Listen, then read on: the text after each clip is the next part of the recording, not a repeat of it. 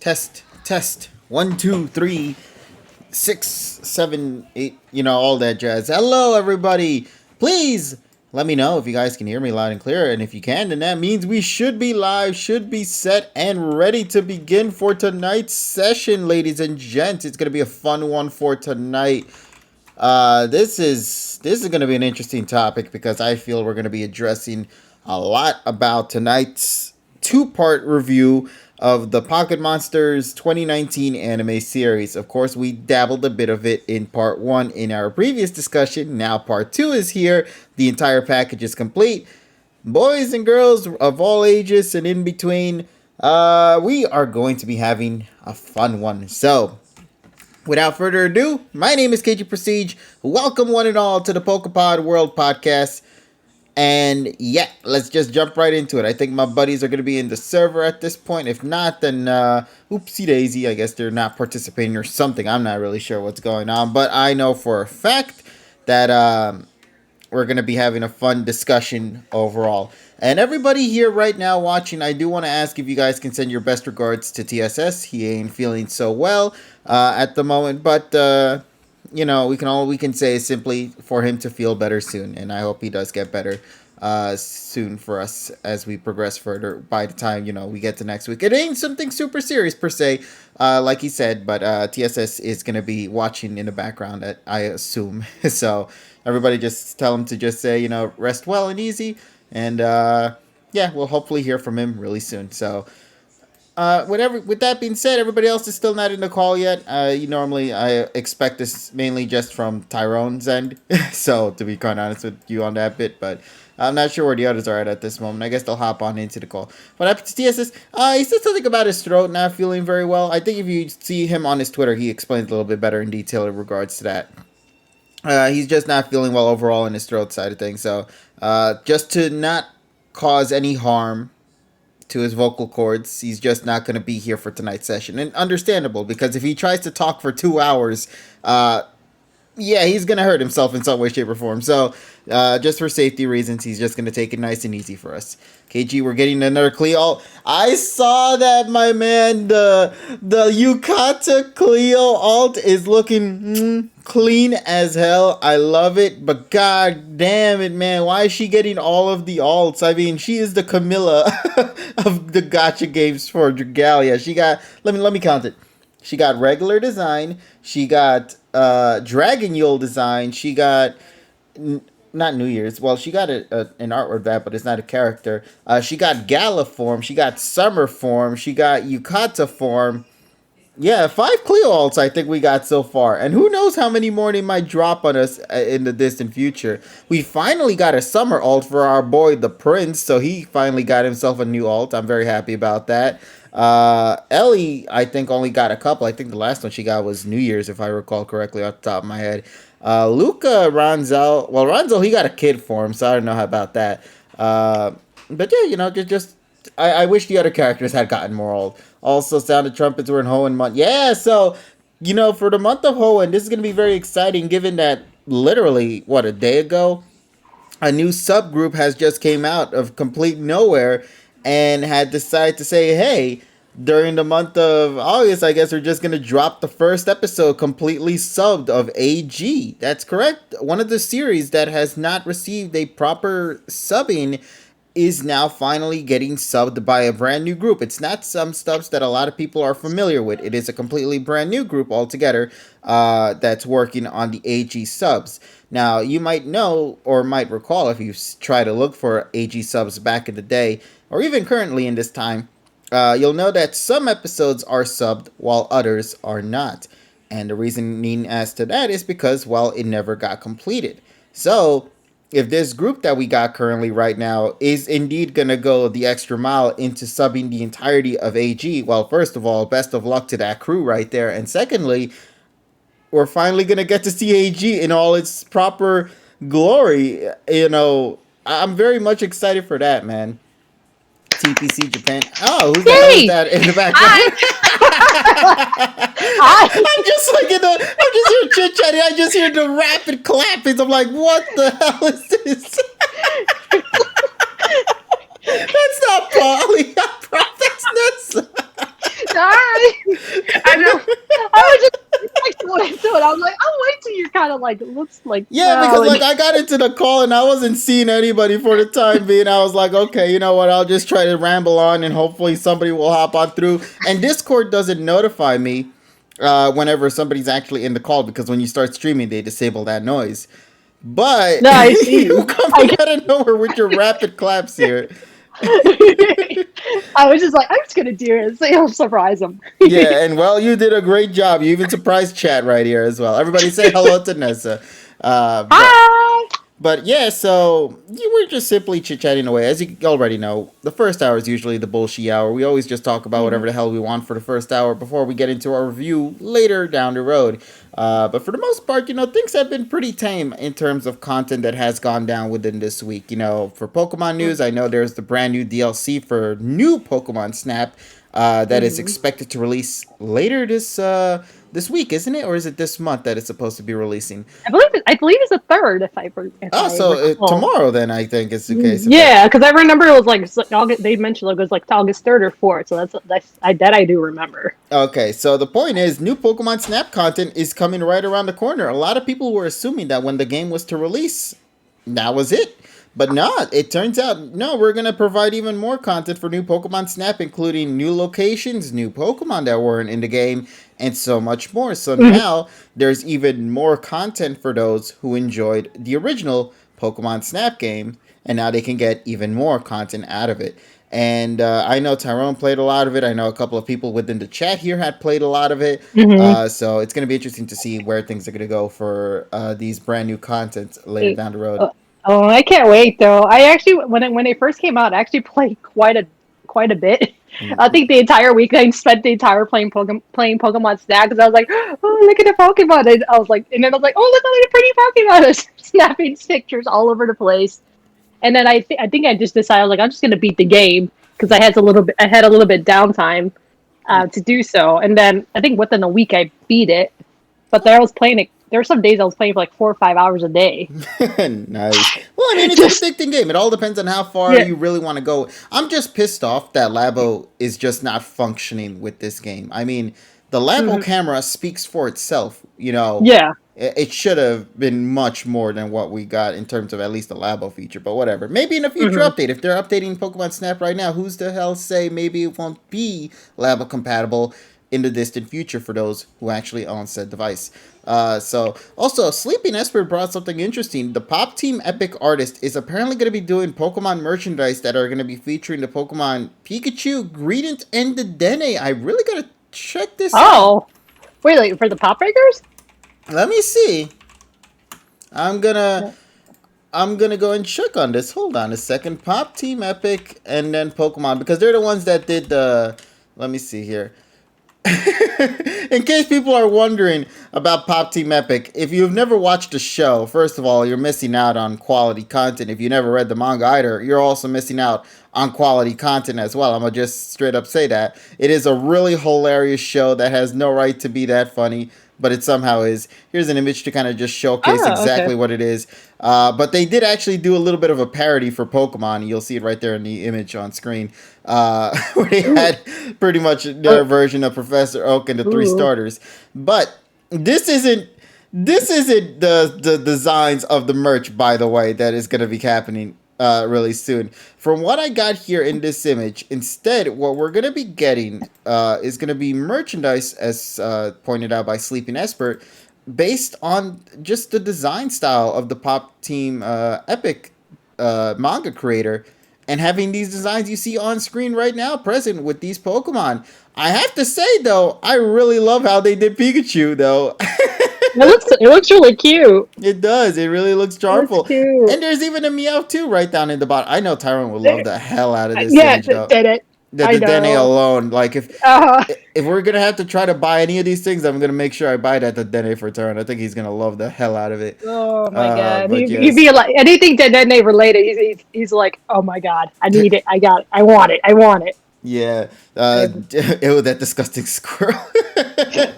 Well, Greeted. I was like, yeah, why Greedent? I'm surprised. Of all the Pokemon in Galar, they chose the fat squirrel of all creatures. I'm surprised by that. conquer. Like I think Oh there could have boy. been like another mon in particular that could have Yeah. probably been a better choice overall. I mean, like, you could have had what is it? The phalanx. You could have had the bird, the trevenant. You could have had, Mhm. you could have had some other ones. Apparently, maybe Japan loves the squirrel. Maybe so. I don't really know, but I just think it would have It's been a different possible. mon. What about say the starters, or at least one of the three starters? I might not like them, but I know fans out there like them, so they could have chose any of those three Galar starters. It's just kind of Hmm. interesting decision on their end, but you know what? Hey, I like the Denny and I like the Pikachu. So 2 out of 3 ain't so bad now, is it? Mm-mm. But Not yeah, that at all. so let me Mm. go and read a little bit about what's going on here, just to kind of clarify with those there, because I'm just taking a read into it, and I just thought, why the hell not? Let's go a little further and see how this entire thing came to be. There's even more images. This image I'm showing on screen isn't the only thing that's present as well. Apparently, there are even like books or binders and whatnot that are coming soon. Even like Hmm. binders or for the Pokemon card game. There's even a mug for it at some point coming out soon as well, which I actually love the design of the mug. I think it looks really cute. But I hope I hope we get a legitimate manga out of this though. You're just saying it looks absolutely Oh adorable. God. I love what I'm seeing here. But yeah, so let me go and try to see if I can take a better look and read as to what exactly is going on here. So uh Mhm. the Pokemon fans will soon be able to get their hands on some epic, nice pun there, merchandise on from one of Japan's infamous manga talents. The Mhm. Pokemon Company has revealed a new line of collaboration merchandise featuring illustrations by Bcub Okawa, the manga artist of Pop Team Epic. Namely, Mhm. the lineup will feature products such as the Mascot plushies, t shirts, and much more. These new goods will be available at Japanese Pokemon Center stores starting from August 7th of this year. So yeah, there's a lot of things I'm seeing here, from pens to cute little pictures, stickers, cards, even the t-shirts. It looks really nice. Aw. I was like, I wanted to be available overseas, but I No, I'm doubt pretty it. sure if you go to any particular website that does those kind of imports, I think you can Uh, find one. I forgot which website I'd use. Let me go see if by any chance Ami has these. I will be surprised, because Ami is one of the things I normally use for mhm. buying figurines and stuff. But sometimes they tend to have some of the Pokemon merch there too. I don't know if it's any of the latest releases, but if they do, I'll let you know right now. Ew. No, I do not see it here, unfortunately, but that's okay. Aw. I'll try. I'll keep looking around. I know that there are some places. I know some people normally go to Sunny Shore for this as well. Sunny Shore is very well known for these Oh kind of things yeah. too. For getting stuff. Where's Tyrone? Tyrone's probably doing something in the background. He'll probably come really soon, so do not worry, Mhm. ladies and gents, on that part. So let's take a look here. Do I find anything on latest? Nope, there's still nothing here just yet. But I do find a wooden jigsaw piece though for 208 pieces. If that's anything that anybody cares about, it looks cute. Mhm. I'll say that. But other than that, Mhm. yeah. So apparently it's National Bleep Day. What the hell is that? What the hell Bleep. is a National Beep Day, man? I never heard of that. Yeah, I know, I right? was It's trending like, on Twitter. Let's go take a look on social media right now and see oh my what's going god. on. National. Ah, okay, okay. I see what's going on. I'ma just close that right now uh, in case people are wondering exactly what it is. This is known, and I'm gonna show an image right now just to kind of let people know exactly what kind of day it is in particular. So today is known as National Boob Day. Boob based on these cute, adorable seabirds right here in the Guinness Sula, of course. Boobs. How to say oh. these adorable creatures. I mean, so I guess if you guys love your booby, there you go. It's a cute little thing of birds, no? So there you go. Obviously, this is what the National Day is all about. You just appreciate and love these birds like I love these birds right Is here. Look at their Is it blue the one? flippers. Oh, I seen those in it's the little birds with the blue feet, right? Yeah, they're called boobies or booby. Oh, I seen those birds up front close before. Like I think when I went to Ecuador, they had those birds These like are in flying around. Ecuador. Excuse me. Yeah, Really yeah, they now? are in Ecuador. Yeah, I remember like a long time ago, I took a picture of like I think it was like 2005, 2006. Like we were like in Salinas, Mm-hmm. and then I remember seeing those birds, and I was like, what? I was like, these are such weird birds, and they have these blue feet. And then I think someone told me, oh yeah, they're boopies, like you were just mentioning. I was like, really? I'm like, I was like, I told them like I never seen a freaking bird with freaking blue feet, but yeah, they're pretty. Yeah, it's in Ecuador. That I do remember where I saw it from. No, okay, so that means you've seen a booby up close in person. Congratulations. Yeah. Let me see. I'm noticing here there's a lot of them. Of course, as you're seeing right now, the blue footed Mhm. booby. We also have the brown booby, the masked Mhm. booby, the Nazca booby, the Peruvian booby, and the red footed. I'm saying the B word quite a lot in this, and I'm not referring to the other boob. I'm referring to this No. boob right here, guys. Why is it trending under rap though? Wow, I didn't realize there was like so many different booby, like Peruvian. Yeah, a I'm pretty sure Peruvian movie is what I think is what's I'm killing pretty me. sure most likely I've seen that one because that was probably the most like similar that I see. But yeah, I always thought these birds were just like so. Those so I was like blue feet. Like where the hell you find those animals like that? Oh man. So Yeah. yeah, so if you guys love your boobies, well, celebrate it because that's the national day today, National Booby Day, aka Yep. National Bird Day. Yep. Because that's clearly what's being presented right now. Nothing Yep. else in particular. Let me Mm-mm. see what else is going on in social media, though. At least regarding that, I don't know if you paid attention to the Olympics as well. Oh. Uh, it's obviously going. Although the one I posted on Facebook Oh, though had I me. saw. I was laughing when I saw that That earlier shit that you had me posted. dying. Oh my lord. It was like the guy must have celebrated way too damn early. He probably like, yes, I won. I couldn't believe this shit can't be real, man. I don't believe this shit is real. But let me go and explain to people exactly what happened. So, this is legitimate. I just want people to know. It was officially announced that an Irish boxer had withdrawn from the 2020 Tokyo Olympics after injuring his ankle during the middle of his celebration from a fight that he had.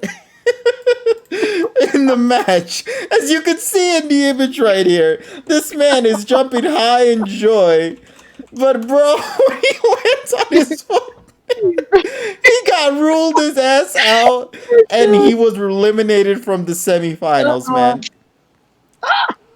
You can like, you can watch the video of this clip of this man celebrating and his ass getting immediately ejected after that point, man. This is so tragic to see. I'm just mad that this is a thing, man. I'm just watching this video right now. It is uh-huh. just horrifying. Not in regards to the fact that not into the regards to the fact of the leg snap, but just the fact that this man decided to call it too early and hurt himself in the process, giving the other guy the win. Oh, oh my god. That's Uh, so funny. and that's You why, know, ladies and gents, you never celebrate early. This is why you oh, must always make sure to never celebrate early yep. because something will happen. Here, look, I'll show a better image of this just to make it clear for everybody exactly what's happening here. This is pretty much a screenshot taken mere frames before the snap happens on his leg. I'm not gonna say, like literally just in like a little edge, like you can already tell what's happening in that shot. Oh my god.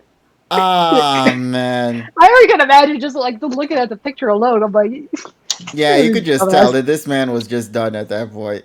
Just like, And it sucks yeah. too because he got so far, and unfortunately, yeah, he celebrated early and he hurt himself in the process. So And then apparently whoever's what's gonna like I think verse him, he got lucky. He yeah, got he a free pretty much shot to got go. lucky. Yeah. Yeah, he got a free shot to the finals. But yes, the Olympics have been going pretty crazy. I mean, earlier ago for Puerto Rico, anyway, Puerto Rico got something pretty cool that happened as well. Puerto Rico history, you could say. Jasmine Camacho Quinn wins gold in the women's 100-meter hurdle. She wins the Uh, Puerto Rico's first medal of these Olympics and the first gold in athletics of the country's history. So, damn. being the first lady right there, taking the gold in the women's Oh, 100 meters hurdle. If you go that watch was. footage of it, it is incredible how much she's just outpacing My everybody in the Oh my process. god! So that was the one my mother was mentioning. She was telling me, "Oh yeah, like somebody like she couldn't remember what country was the head of it, that what she was referring to Yeah. because I was like, damn, they had never won." Yeah, Um, it's incredible. I'm just happy to see that they came out on yeah. top and representing Puerto Rico. I mean, that's incredible there. hmm So, yeah, there was one yesterday that was circling on my social media from there.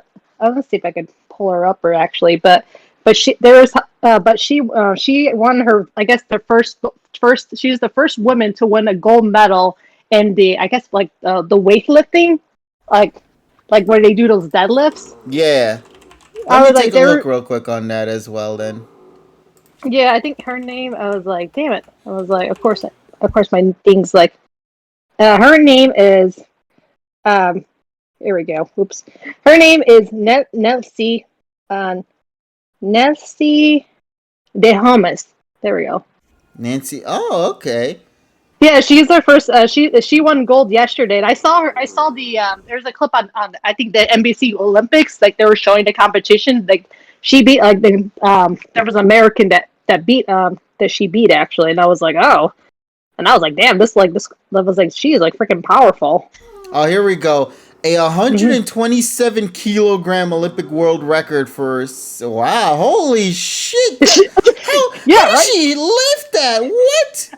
I know what I'm saying. I was like, and she just like makes it look so damn easy. I'm watching the footage and I'm like, bro, how is she doing that?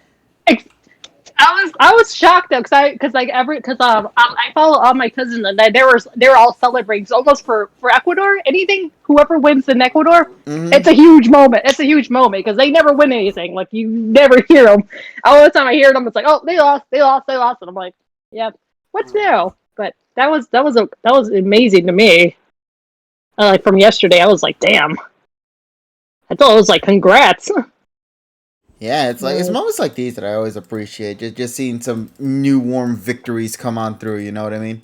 It's stuff people want to see. It's stuff people want to appreciate and enjoy and admire. So, yeah, very happy for all the people who have been winning so far. Hopefully, they continue to keep those W's continue growing and everything. Mm-hmm. But to those that have made history, though, for real, for those, I hope they came out happy and top. And then there was one more thing too, but it was like Olympics and then also Pokemon related. So like I think a few days ago, like there was an article I read from like there was an article I was reading saying that the Japanese people confused two Olympians as Pikachu and Raichu, and I was like, wait, what? Let's see if I can find it. I Really think I now. probably, yeah. Let me see. I'm gonna try to find a tweet right now because I tweeted a few days ago, and I'll share it onto you on Discord. But Yeah, I was that just, is a yeah, good from thing to Qatar. bring out, Donnie, while you're looking for it. I was going to say there was a moment where they actually had a Haikyuu. It's an anime most people hmm enjoy. But they had a Haikyuu OST track play during a match of volleyball. But what made it interesting was that the track that they used was done by a composer most of us are now familiar with in the Pokemon scene, Yuki Hayashi. One of his Oh, songs I was think. actually in that match. Oh my! I heard of that one too. I was just like, "Holy shit!" Okay, I found it. I posted it on Discord.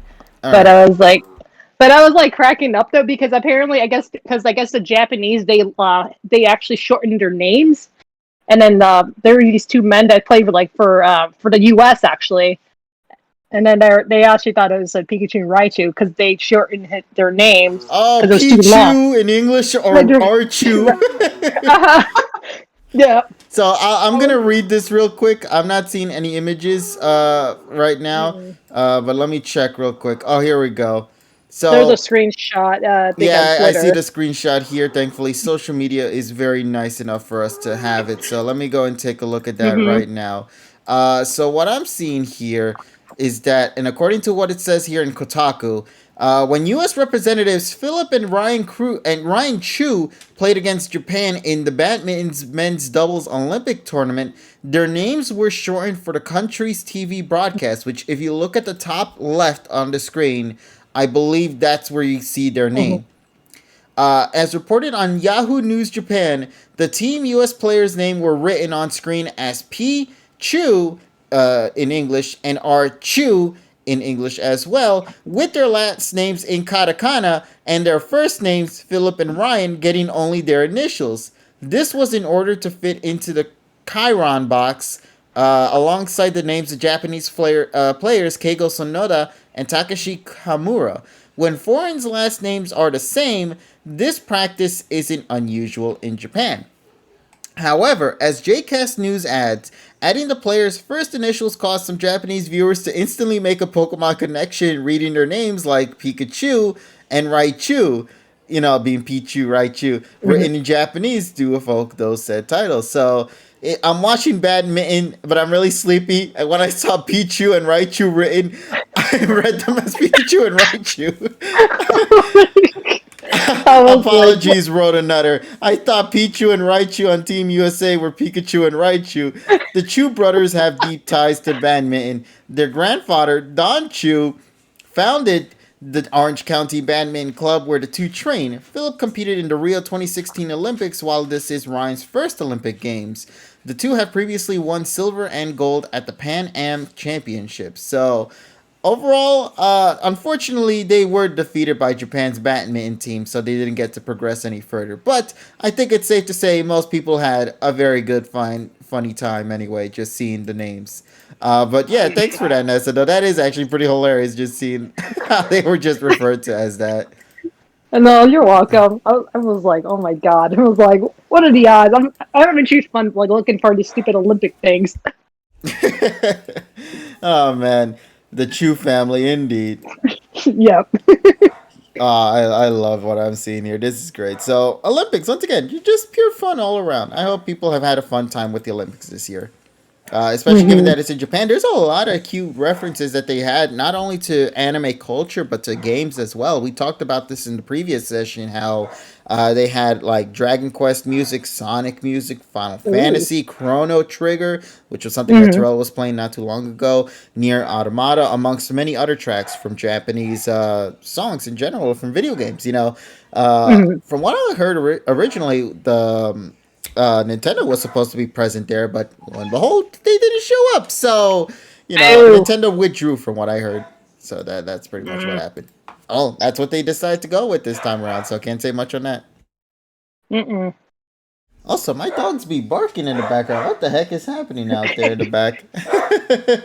Now your dog is like now your dogs want attention. Yeah, now the dog. Yeah, well, listen, I gave you dogs love and affection like an hour ago. That's enough. Leave me They're just sitting here. be. They're like, no, I want more love and affection. No. That's what they want. They want. I want more. He's like, give me attention. No, you had enough, goddamn it, dog. I can only provide so much, damn it. Oh my But let god. me, yeah. So let me just go and take care of this real quick. Oops, almost put this in the wrong thing. Mhm. So I wanted to do a little something fun in general. Well, they want to beat the number one clip. Oh yeah, the number one clip. You're correct. The Nessa clip. Yeah, your clip still at this moment, Nessa, is the number one clip on our Twitch Okay. channel so far. We're getting close with some of the other ones, like the shiny hunt we had the other day Uh-huh. with the shiny Golduck, Yeah. which still I'm amazed that we managed to catch a shiny mon in a ROM hack, which kind of makes me happy and sad at the same time that I'll never And get to actually use it. it's a duck. And it's a duck It's too. a duck. And like it all comes together. It's part of the duck family. My first shiny in stream is a goddamn duck, man. Yeah, Donnie, you did miss it. In fact, I think Tyrone and the others were mad that you were gone because everybody was hoping you'd clip it. What? I was Oh man, it was. I think all your reaction was hilarious. Though they're like shiny. Yeah, everybody was going nuts. It was like, and I was just over here like, you know, oops, did not mean to do that. Let me take care of that real quick. I Like accidentally hit whack. the wrong button. So Oh, hold like on a second. Let me take care of this real quick. I missed the ducks. It's I like, know, right? mm-hmm. Okay, let me And I put was that like, there. and I think the moment, I think when I remember, like, when the Twitter post that I was laughing, I was like, I bet someone's gonna post that, the duck song from like, and And somebody did. I forgot who was it. Polly that did oh, it. Polly, I was like, watch, someone's gonna put the damn duck song, and sure enough, she did, and I was just, I think I didn't check my Twitter right away again until like a couple hours later, and I started laughing. I'm like, oh my god, she put the damn duck song. I mean, she went for it and she got it. I Yeah, assume so. no, that was like the first thought I had, and I'm like, watch, I would be laughing my ass if someone do duck song, and I guess, like, and I was like, it happened. I was like, oh god, no, I was like, I was like, the duck song would never leave. The dog song will never leave us. Damn it, No, for good reasons too, nope. because I love Yeah, that song. yeah. Oh Oh my man, so let god. me see real quick. Okay, there we go. Mhm. Let me just fix this done here because I want to try to make sure I got everything set up and proper. Everything's looking good so far. So, what else has gone on in the world of gaming? Chat, if you got anything you'd like for us to bring up and discuss that maybe we didn't address so far, please let us know. Hey, got any grapes? Oh yeah, Dead Space. You're right. Dead Space is getting a a remaster of some sort or a remake moving really soon, actually, in the distant future. Ooh. Now, personally, I'm not the biggest fan of that. I'll be genuinely honest with you. But I know people love it, so that's all I can say on that. So, I know I but keep seeing. I don't play Fortnite, but I keep seeing around all of a sudden. I guess Ariana Grande is gonna be in it or something like okay, that. Case. so let me explain a little bit as to what the hell's going on with Ariana Grande because this shit had me die when I read the news about it. So most people might not know this, but normally every now and then they would have a concert within the world of Fortnite. And in Fortnite, there would be some different artists. I forgot who it was that came in there originally. I don't think it was. I'm trying to remember who it was that came before in the past. But now, there is a new artist coming in to do some music on screen, and that is going to be Ariana Grande herself. Now, that in itself, I don't think is that crazy. I mean, music in Fortnite seems to always be a thing. However, there was something else that came out recently regarding a particular franchise that I'm still. I'm not gonna lie to you. I'm still kind of mind blown that this shit is kind of real. Uh, If this is real, I'm gonna be straight up honest with you. Uh, so from what I'm told, and I probably need to follow up on this. mhm. Marshmallow and Travis Scott, thank you for that.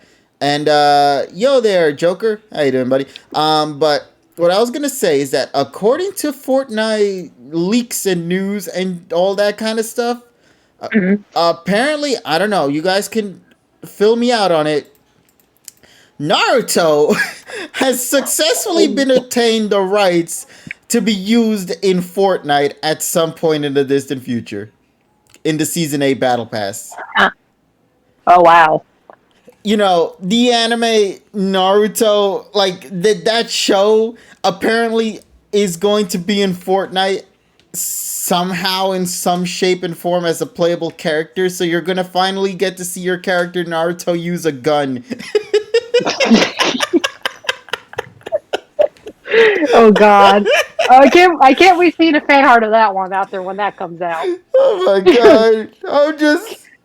I'm just thinking about it. Naruto doing all of those stupid Fortnite dances, and now God. also having to kill people in a gun and probably ride with a Mercedes Benz from side to side in the middle of the Oh goddamn god. road. I'm just gonna lose my shit, man, when this He probably doesn't happens. have he probably doesn't have a freaking license.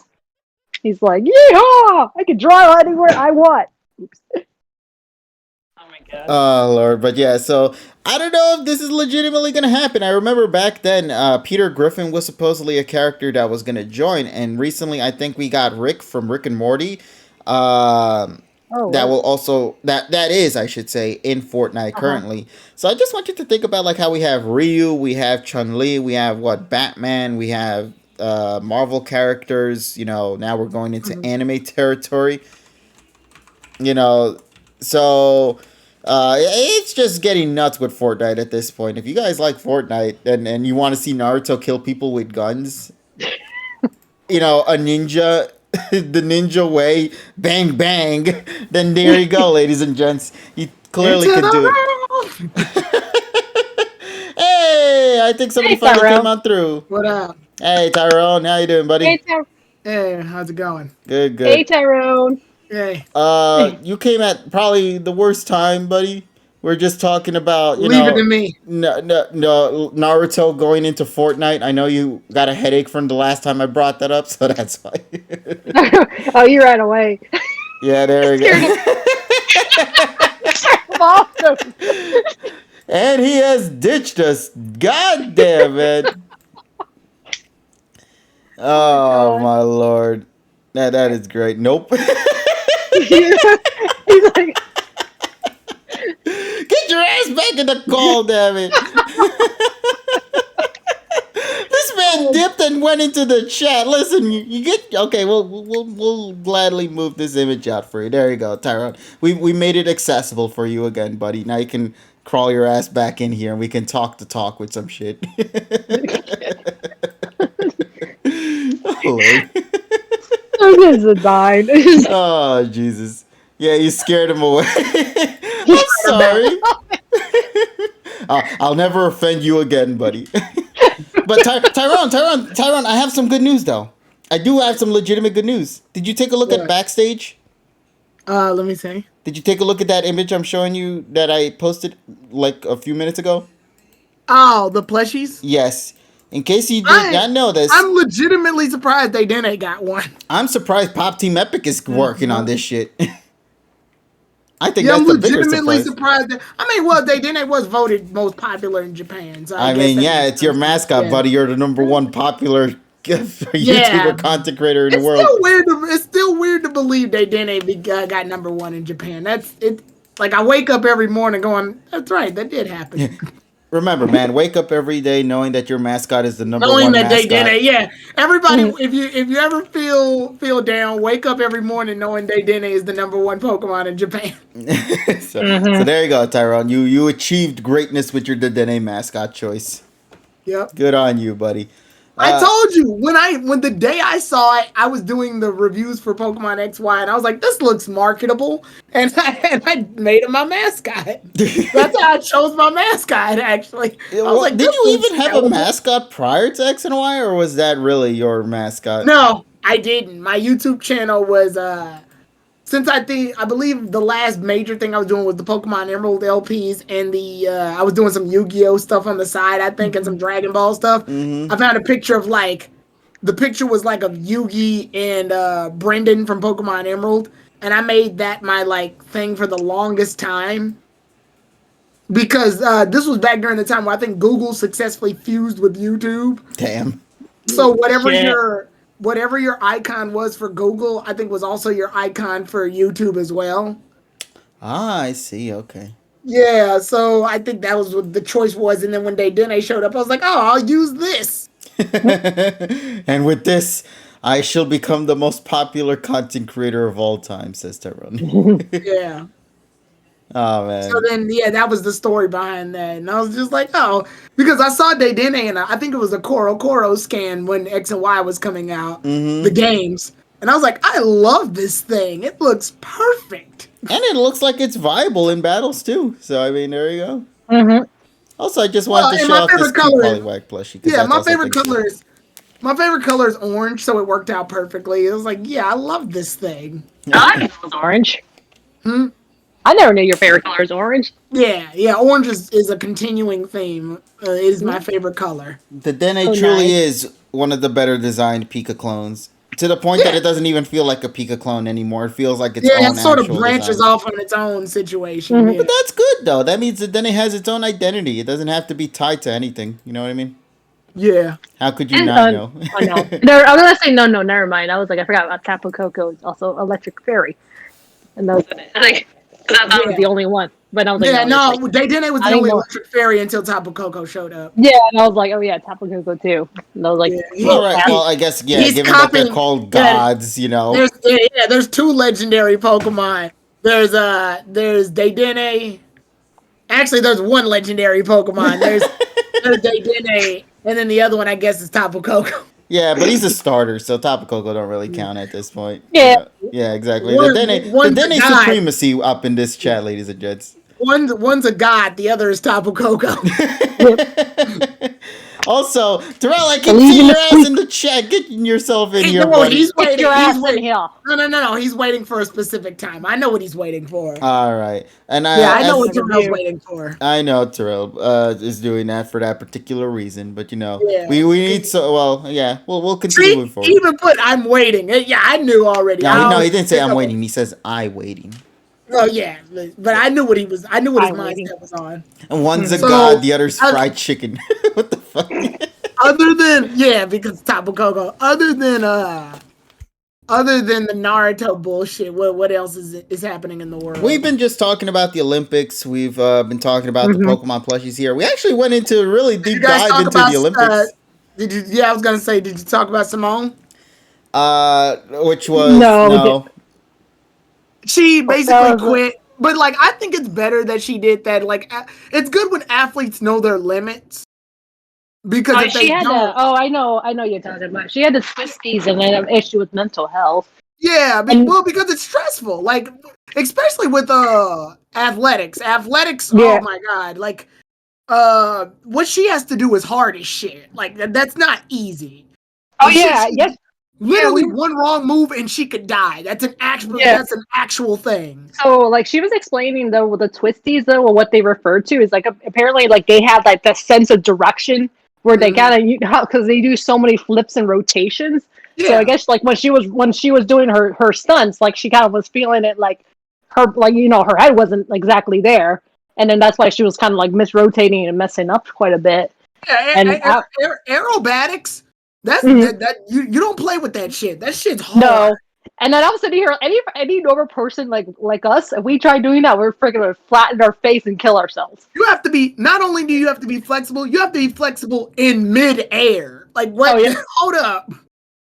Literally one wrong move and you're dead, or you break like a major part of your body. Like I can understand why mentally she wasn't all the way there because she had to do this at a young age. I think Oh, another man. issue too is just how social media is kind of taking this situation Yeah. and kind of making a mockery out of it, which Well, is I another think issue the altogether in vast itself. majority I've seen was positive, but then there's some out there that are like, oh my god, you disappointed our country and blah, and it's bullshit. I'm like, I like the memes. I like the memes where it's like Simone quit because mentally she doesn't have the fortitude to keep going, and then it shows some guy with like a bunch of pizza boxes on his bed. He's like, "What an idiot!" Like because he clearly can't do it. It's so But I funny. I think that thanks to Simone sitting out though, I think then the other two girls that's in the team, they won. I think one of them won a gold medal, Mm. and then the I think like I forget her name though. Sunji, I think that's her. Suni Lee, I think that's her name. She's the Yeah. one who, Suni Lee. She's the one who won the gold medal, and then I think I heard yesterday, Natasha. I was like, man, I don't know these girls though, because they don't really hype them that much this time around. Like last time they hyped all the girls, like they kept like advertising them. This time around, they were just like, oh, they're just there. Yeah. I'm like, thanks. Mm. And then I was like, I think of the other one. I swear I hate being Carrie. There we go. It's like Carrie Golden Floor. I was like, Yeah, but to pretty much get it over there, but like it's just it's such a complicated sort of situation in the Olympics. But once again, she made the right decision that she thought was right for her. You know what I mean? Yeah, Sure, I'm it. glad Yeah. she left on her own accord. I'm glad like they didn't Hmm. pressure her to keep going. Yeah, Then she could have seriously hurt herself. exactly. So she took what was right for herself. Because listen, just because you don't win or succeed today doesn't mean you'll succeed the next time. So And then she Yeah. could still come back though, because I think I heard something like there was a 30-year-old gymnast from Italy that was still competing in the Yeah, she's Olympics. yeah, y'all gotta remember she started this shit super young. She's a child, Hmm. essentially. And she's competing with like 30 and debatably 40-year-olds that are doing this. Imagine what'll happen if she keeps practicing and like comes back. Like, oh bruh, she'll be a force to be reckoned with. A lot of the women gymnastics though, they're super young though. A lot of them are Yeah. like around They all 16, start 17, young. 18. No, Because yeah, their a lot of them. bodies are the most limber at a younger age, Yeah, obviously. Yeah. yeah. You mhm. see them. You see those the most there, and for the women gymnastics, I was like, okay. And I remember, like, even further back, I think until they changed the rules, they were having 14, 15-year-olds compete in the Olympics. Yeah. I was like, So yeah, but that's all I got for the Olympics is like I know that happened, but You know, like we mentioned, the yeah. Olympics, it has its highs ups, like we talked about with mhm. the Puerto Rican winner and the Pichu and the Raichu shenanigans Yep. too. Like it has its ups just as it has its down. Also, oh yeah, I almost forgot. We talked about National Boob Day as well. You missed out on that Mhm. talk too. Fuck. Yeah, you didn't know today. If you Yeah. go to social media, today's National Boob Day. I'm done. I hate the internet. No, it's actually a bird. Have you got Oh. any Boku Red news, Oh. KG? Yes, I do. Yeah. It's a good anime. Watch it. But no, I don't know Oh any god. legitimate information about Bokure. Was there some kind of new thing happening for Mm. that? Like, I'm not legitimately following the manga. I'm only following the story in itself. So, hey, look, a new out of context clip we got. Yay! But yeah, so you know what I want to do. Before we get anywhere further, I wanted to do a nice little thank you for somebody for a commission I uh, got on Twitter. Actually, just to explain a little bit about this, this is an artist that I follow on Twitter mainly because they are known for their Dragalia Lost artwork that they do. Mhm. Not in the game, just regular fan art, just like anybody else. And I actually managed to get a uh, a commission from them, and I'm so happy about it. And I wanted to share it That's off here with you amazing. guys here Got on commissions Oh, for geez. recording. for My record. Twitter decided to go out of control. Yeah, but I was very happy with how it turned out. I loved how it is. The artist designer is done by GFA97. As you can see right there at the very Oh, bottom. Love the design of how Ruby came out there. It's absolutely I saw adorable. that Hey, earlier let me for see. Yeah, Ruby. That looked really cool. I Where liked is it? it. yeah, Oh. yeah. I'm showing it Okay, that on. is cool. Yeah, and I was Nice. very happy with the way it came out. I loved it. I loved That it does look overall. nice. Yeah, so overall, thank you to the artist for accepting my commission in the first place and That's doing pretty. this.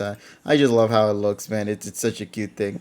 If you want to go and go to the Twitter's artist or just go straight to the image itself where the art's done, you can do it. This is why I like having my own like design per se of a character rather than using a Pokemon design because at least with this one I could call my own. Like there is it like this Ruby, of course, is based off the Woof, you know, but like in terms of how it is, it's its own design. It's not based off of any Pokemon or whatnot. It's just Ruby, you know. So you know, and also if we ever get artwork like this, we always would love to show it off as well Of on here course. in the pod as well. If we ever get more artwork like this, but I have like a whole stash of Ruby art here on the Mhm. side, and this is just another one to add to the collection. So once again, thank you to the artist for the amazing piece that you did. Absolutely love it, and I want to share with everybody else. And if you guys love Dragalia Lost artwork slash meme artwork.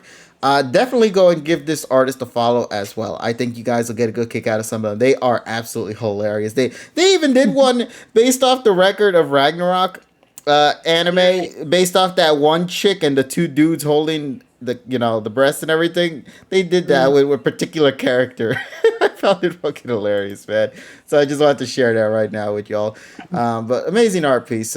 Thank you so much for his Jaffe for the artwork. We need a Ruby plush. I need a Ruby plush first, You and need a Yeah, Ruby then we'll plush. talk you with do. everybody else when I get. I have this Ruby paint thing I did that I have here on the side. I think everybody sees it during the time we do Mm. reactions on it, but Hey, if I can ever find somebody who would like to make a Ruby plushie design, hell, I'd go for it. We'll have our first official PokePod plushie. So there you That'd go. be pretty, and then they could show it off all the time. Yeah. Oh, I remember in one of my streams, someone did ask, "Were you still selling? Were you still selling hats and shit?"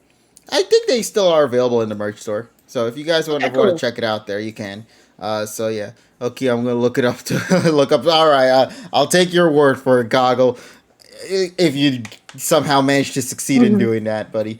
But let me go ahead and get everything set up because I know we're obviously going to get right now into review territory soon. There's not really Yep. much more to talk about. We did talk about new Pokemon Snap, and I guess I got to say that to you, Tara. I'm like, what is your take on it? Because I know out of all of us here, you streamed Pokemon Snap to its entirety, I believe. So the DLC is coming out really soon. And are you Tomorrow. at all I think excited? we're gonna do a. I think we're gonna do a return of Pokemon Snap because of that. Like Pokemon Snap's gonna make a return. It won't be this week, obviously, because I still got to do some of the stuff for this week. But Pokemon Snap will definitely make a return because of the DLC. Yeah. Because Ooh. honestly, I had a lot of fun streaming that game. In fact, it was one of my most like. Out of all the streams I've done, I think I had the best time streaming that game in particular, just because of how chill the environment was. It was a really laid back, chill stream. I had played like lo-fi music in the background. I was taking pictures. It was very zen. It was the most zen stream, and it's fun to do that. And I definitely have a reason to go back and play more of it now. As I didn't think they were gonna get DLC so damn soon, but hey, that's Ain't good. complaining. That's good. That means the game is successful enough to warrant DLC. So I'm glad that we're gonna be returning back to Pokemon Snap, and I'll definitely pay the money for the DLC. I don't. No, it's How much free. is the DLC going for? No, it's Oh, free. Oh, let's Yeah. fucking go! Let's fucking go! I'm Yeah, surprised. I thought you knew it You was. know what? You know what? That justifies it completely, actually. I'm surprised. Yeah, I no. thought you knew it was. I did too. I didn't. I knew DLC was coming back out. I didn't click on the like details or anything. I just knew DLC was coming out. So hey, that's what's up. That's perfect. That is absolutely perfect. I was actually ecstatic when I found out it was free. I was like, that is super nice because I was like, maybe. It's taking pictures of Pokemon. How much more can you really like? Mm-hmm. Like, how much more can you really can't charge people for it? I even stated, as much as I loved streaming that game, I don't think it was worth the $60 price tag. So Yeah. I'm very glad that they decided to go, all right, bet, let's just make the DLC free. That's a good choice.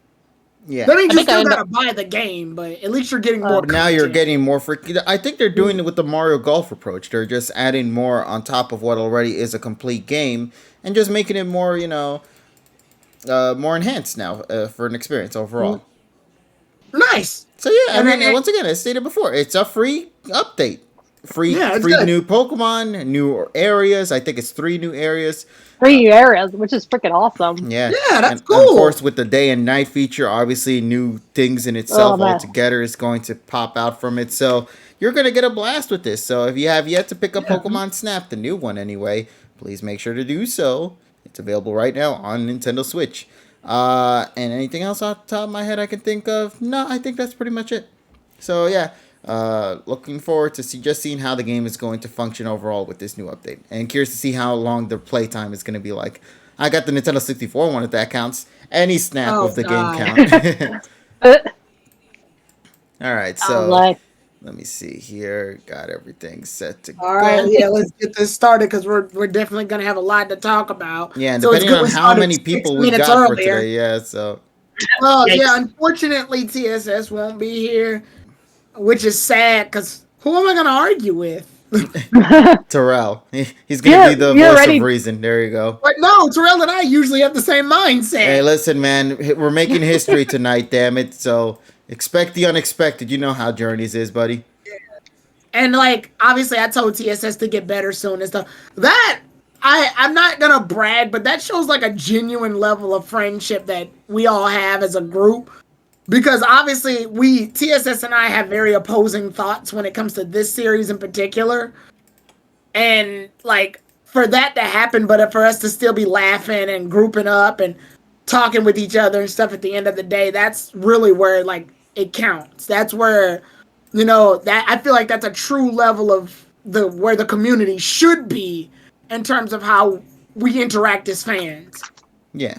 It's not like that all the time with a lot of fans, but I believe that's like the ideal of how it should be. Is if you're in a community and you like something, even if you have opposing thoughts, yeah, you're gonna have debates, but you're not gonna sit here and be a dick to anybody. Exactly, you know. Right. It's all just meant to be for pure fun at the end of the day. We're Of course. reviewing a children's show. But you know, Yep.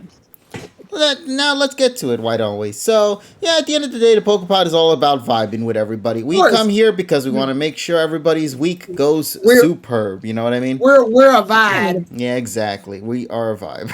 I'm ready to vibe. So, PokePod, we're a vibe. what a way to describe us, no? Yeah. We're a Okay, whole vibe. so let's get right into it, ladies and gentlemen. Terrell, I guess this is also going to be your cue for also hopping into this as well. Once again, everybody, thank you so much for tuning in for our Pokemon bullshit hour that we have for the PokePod. Now let's get into the actual review for tonight. Ladies and gents, we are going to be talking about an anime that had just recently finished not too long ago with its two-part arc anyway. That being a PM 2019, and it is the Hikari-focused two-part episode. We discussed a little bit about it in part one, and a lot of us came out with different results. A lot of us saying that we found the episode overall good, others saying we found the episode overall bad, others saying that they find the episode being put on hold only because they only feel like it's appropriate to review the whole package rather than just 50%.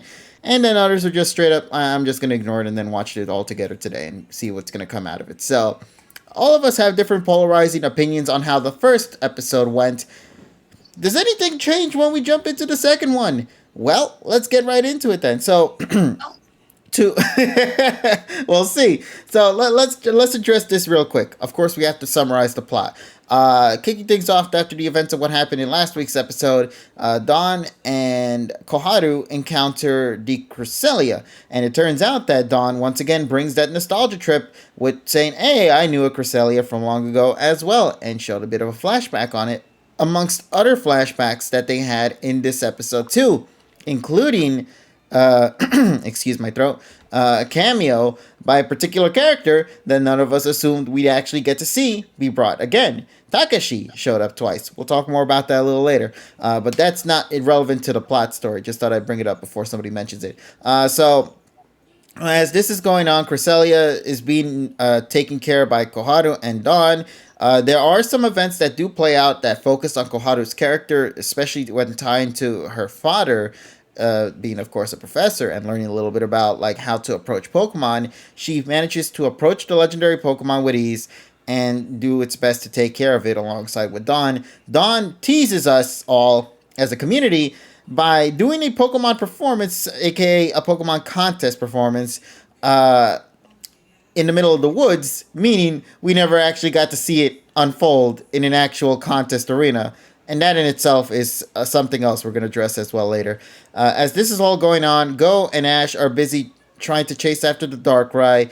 Apparently Team Rocket comes in, tries to do something as well. They never notice Dawn being there. And this goes throughout the whole episode. And this is where Dawn and Ash reunite for the first time in how long. Those two get to talk with each other for a bit. They have a little bit of chit-chat, catching up, even talking about Takashi yet again, and just a little bit about just how things were going. And then, of course, we then get to see the actual Team Rocket fight go down between Ash, Dawn, Koharu, and Go against Matori and her squad in this really flashy animation style, which they actually brought a guest animator for this episode, and that was the one that they did that particular The fight sequence. was pretty fucking dope. I'm not gonna lie. Yeah. I mean, Yeah, Piplup didn't do shit, but segments actually. Yeah. yeah, Piplup didn't do shit, but it was kind of cool to watch. Indeed. I appreciated that. So we got to see a lot of the action unfold. Nice animation throughout. Not just only in that sequence, but there are a lot of sequences in this episode that honestly, visual-wise, was top-notch. I'd say Oh my god! in the final scene of this episode, that was probably the best Journey's art has ever been overall. When Ash, Dawn, Go, and Koharu were just there splashing in the water. I honestly think that was probably the best thing about that episode, man. in terms of like the visuals, art direction, and it just looks so beautiful. I never Oh seen the my. art of Journeys look that good, but I'm just jumping all over the place at this point. So what's going on? Team Rocket, they're trying to capture the Cresselia.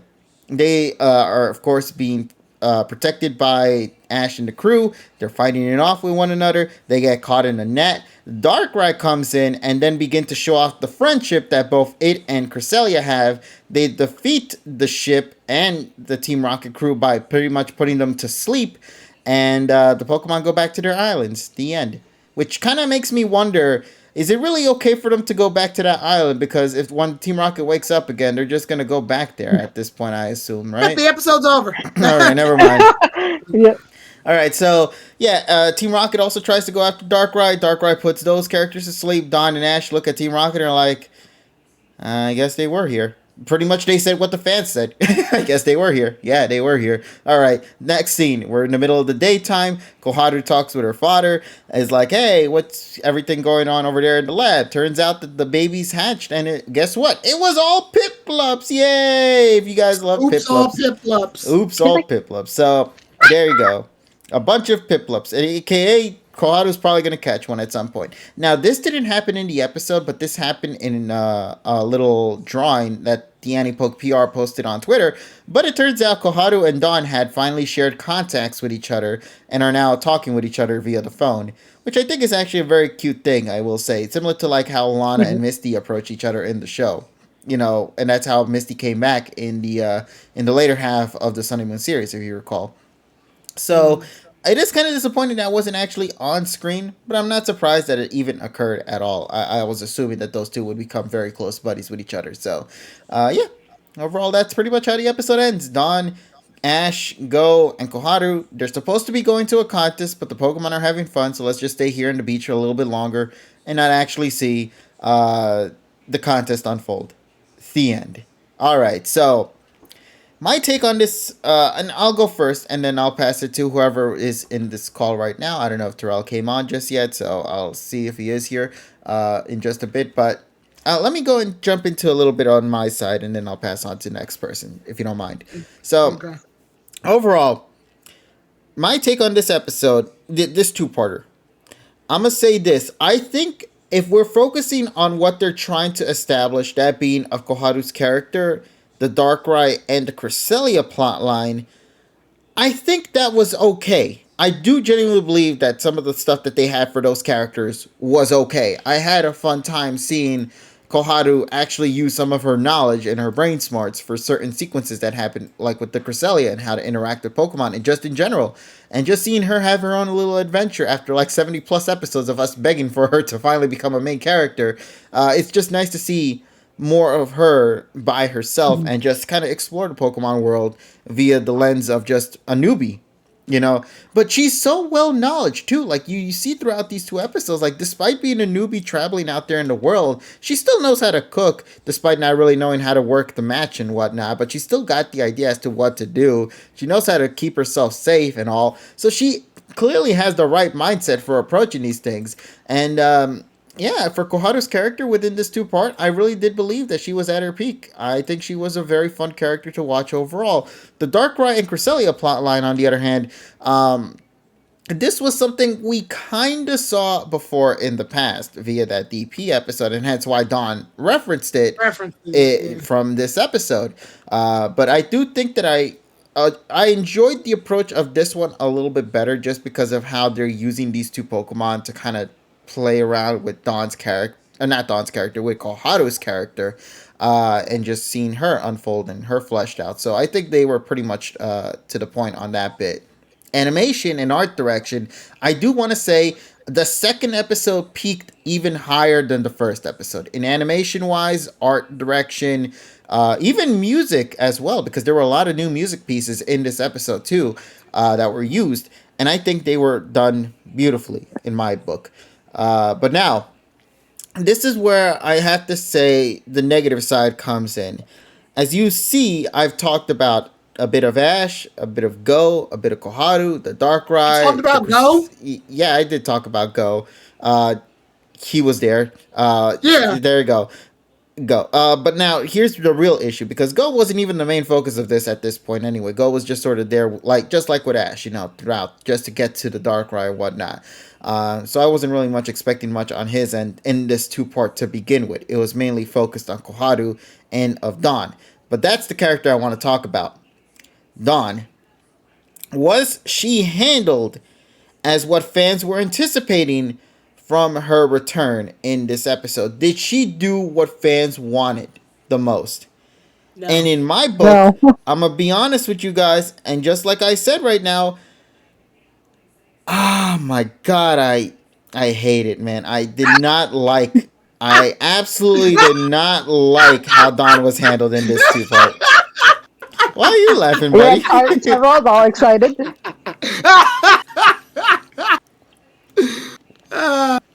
Go ahead. Tyrone maniacally laughing in the background. But let me explain really quick. You can look at an evil laugh. So I ain't... PG, do my job for me, okay, please. I'm going to be honest. Listen, I ain't no DP stan. I do enjoy DP just as much as anybody else out there. But I have to talk about the character that made her return. And I'm going to be honest with you guys. She probably has the worst return out of all the companions we've seen so far in this series. Iris, in one episode, did a much better job in focusing on not only her character, but also her growth, which was something Dawn didn't even get to showcase in this episode, aside from a design change in her contest outfit. We didn't see any of her Pokemon besides a cameo appearance by Togekiss. Togekiss was nowhere present in this episode.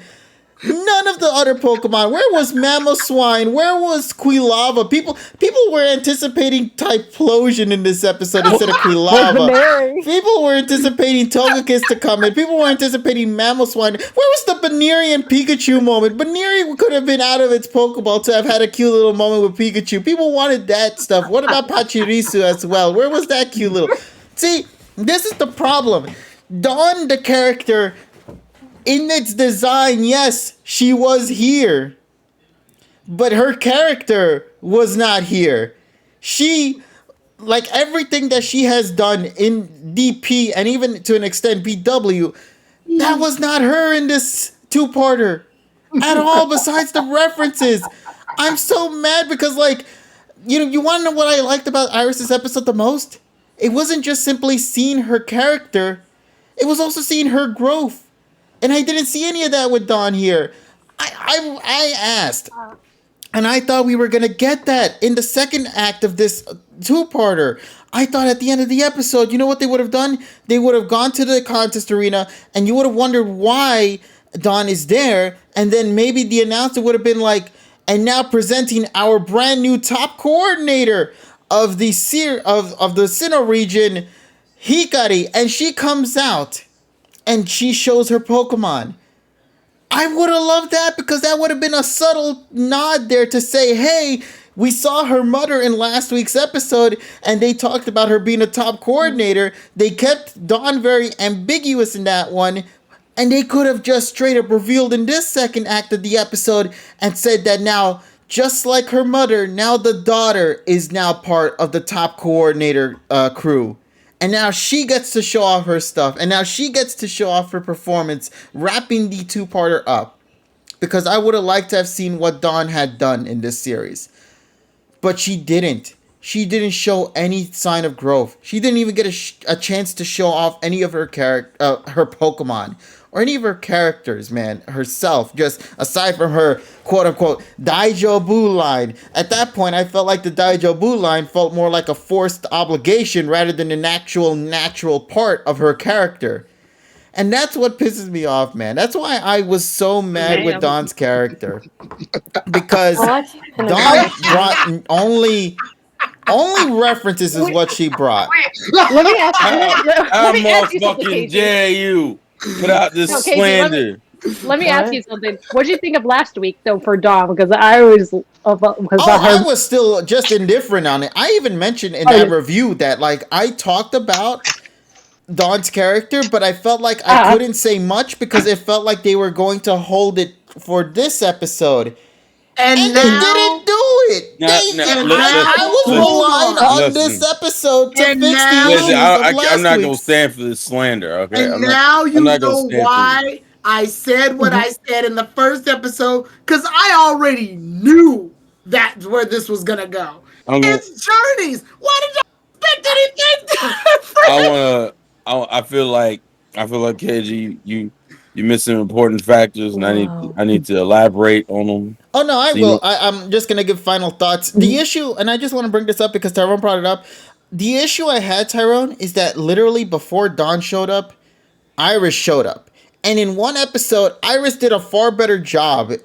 While the battle I did said suck, her character still had shine to grow or showed signs of growth. She went from a trainer to a dragon tamer to a champion. We saw that process unfold in that one episode. Whereas with Dawn, in regards to her character, we saw the Dawn and Piplup, and that's it. Oh, put and a tease respect of on what my she does girl's for name, content. yo. So yeah, that's what I'm saying. Like in my opinion, while I enjoyed this two-parter in regards to Koharu's side, I didn't enjoy the Dawn aspect, which was supposed to be the big thing, aside dude- from the references that they brought, which I do genuinely like because it does make me feel like those adventures we had in DP was, well, worth it. And you want to know what? What? So in Best Wishes, when Dawn showed up, it was so she could get smacked by Iris's Dragonite. And Journeys, I was just about to say Dawn that. shows up so that Eevee can outshine Piplup. Also, Dawn hi. has been Hi, smacked Dawn. down by two female characters. Come on, And all she did was touch May. All she did was beat May in one contest, and she faced that burn back tenfold. Twice in this two-parter, by the I don't way. have to say anything. I need to say some things. I feel like There is one thing I do like about the episode, and it weirdly involves Dawn, but I'll let Terrell go ahead. I want to have my piece because I haven't Also, I'm said. sorry for falling asleep for the past hour. No, No don't one worry. You cares. just hopped in You're right on time conscious for the now, no review, one buddy. cares So about you're this all thing. good. What? People don't. Congratulations, people! You've all been journeyed. Have fun. No, I want to have a serious talk here. Actually, Okay, I'm so not that bad. I to hope be I honest. got what I got to say across. Maybe there are some things I missed, but I know that maybe others here in this call will bring up. But I hope So- people got my side of the story in this I part. usually will wait until later, but I want to get these points out now because right. I imagine Tyrone's gonna hit. Tyrone might hit some of them, but I want to get mine. You want to hit him now. first. Oh, well, because I'm gonna come in a different angle with this. Okay, so I haven't talked about either episode. I haven't talked about journeys probably in the last few weeks, and that's because I spent the entire weekend marathoning everything from the fucking. Oh, what was the first one? What, past the Iris episode? I saw No. your tweet about it being hell. I did.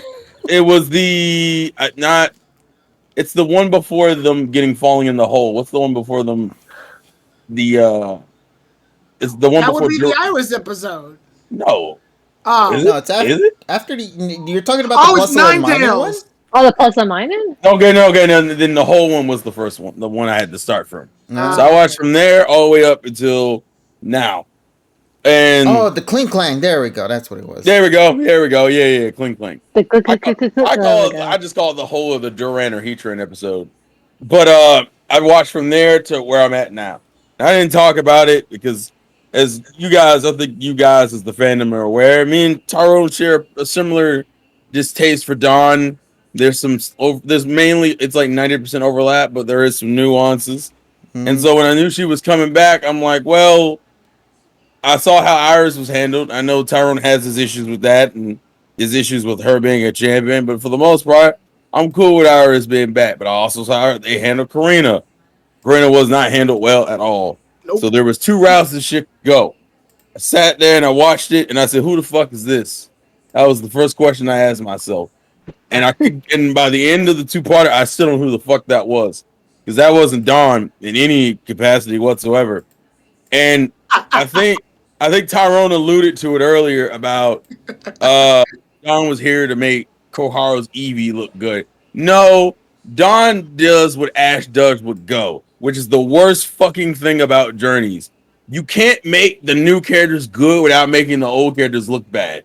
The problem here is Ash at least has the advantage of being in the whole fucking series over the course of, like, he's still in Journeys.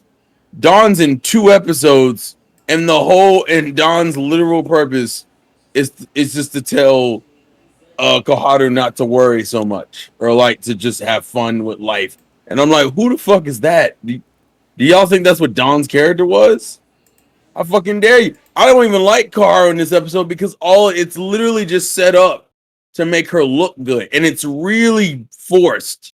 This whole idea that she's trying to figure out herself, and she needs to learn how to stop and smell the roses. And I'm like, this wasn't a lesson that needed to be learned in the first place.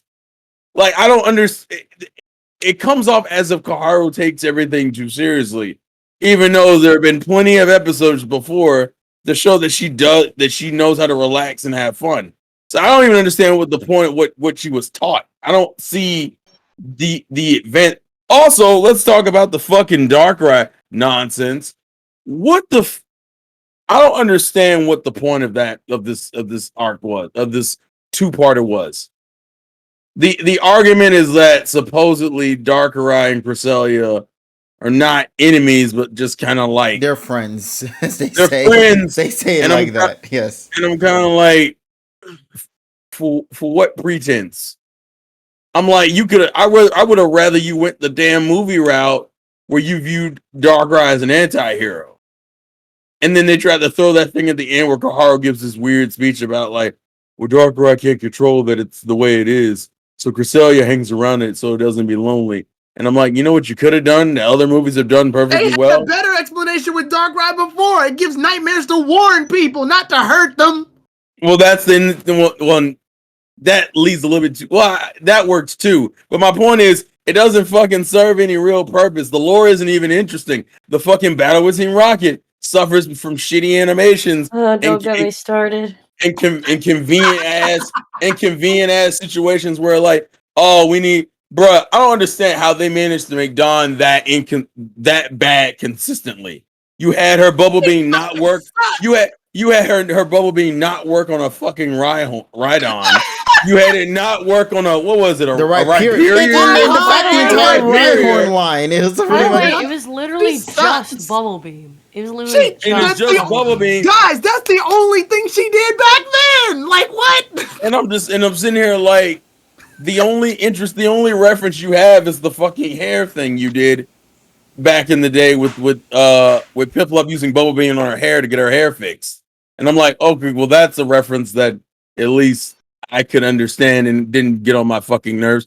Deja Vu doesn't bother me. It just isn't her character. I feel like people thought that Deja Vu was like the whole premise of her character, and so they based it around the concept of Deja Vu. Yeah. So what we got is a laid back, like, nomad character who goes with the flow. You know who that fits more than it fits with fucking Dawn? That fits Ash more than it fits Dawn. Hell, you could debatably say it fits May from her debut. May. I thought it was very May. That's her debut. She got more serious as the journey went on, but May was very much like that at the beginning. I probably might have a little bit different though, but I kind of seen like how Dawn and Koharu, they kind of were mirroring a bit more how Ash and Go are, because I'm sitting here like Dawn, because like that was the first thought that came to me when I saw like both 2-parter, because I was like, okay, Go is like the city boy sees Koharu, they're both from the city, and then they're kind of not so into the whole adventuring thing or nothing like that, and she just kind of like, oh my god, come on, we got like, she's like so strict about it, but then Dawn was kind of like mirror more like you mentioned Ash, and then I'm like, wait, when did Dawn start climbing trees or splashing around or like? Actually, Iris would have made more sense here. Actually, Iris would have made way more sense here. Literally naming other female characters that do Dawn's job better than her. But the problem is, I don't know. You keep saying Dawn. That's not Dawn. I don't know who that is. No, but that's some anime character dressed as Dawn. That's what that is. I told y'all this before. That would explain why her hair is a different color than the VPN. Her eyes aren't even the same color, I think. No, it's the hair color. My problem with this 2-parter is that the Darkrai Cresselia thing is pretty much thrown into the second half of the episode. Mm-hmm. All we keep hearing is like this like hearsay for Darkrai, whereas we don't really understand the Darkrai situation until this episode. Cresselia, they find at the end of the first episode. So you threw the Cresselia, the Dark Ride, the Team Rocket interaction, the contest outfit look for Dawn that we get to see, and a bullshit ass explanation of why the things happen the way they happen. You threw that all in the second episode. The first episode feels like filler. I don't understand. I'm glad I didn't say anything last week because I'm like, bro, what the fuck happened in the first episode? It's I was just actually set up. let down. It's loses to Rhyhorn. That's what happened. No, it's literally just setup. And the setup is something as basic as Go and Ash are checking out Darkrai shit, and Koharu's on a vacation. I don't like the whole idea that like, Koharu doesn't want to stop and smell the roses. She's walking to the damn venue versus taking the bus. She obviously has no problem doing these kind of things. I don't understand why, and I very much agree with Tyrone. I understand why Don's here. Koharu could have, you know what? He didn't need to be here. And you know what the advantage of Koharu being by herself is? It would have made her seem strong on her own. It would have been more genuine than me being like. I said this last week. And I'm just sitting here in the corner like, bro, I don't understand why people like journeys. I really don't. I told everybody this, man.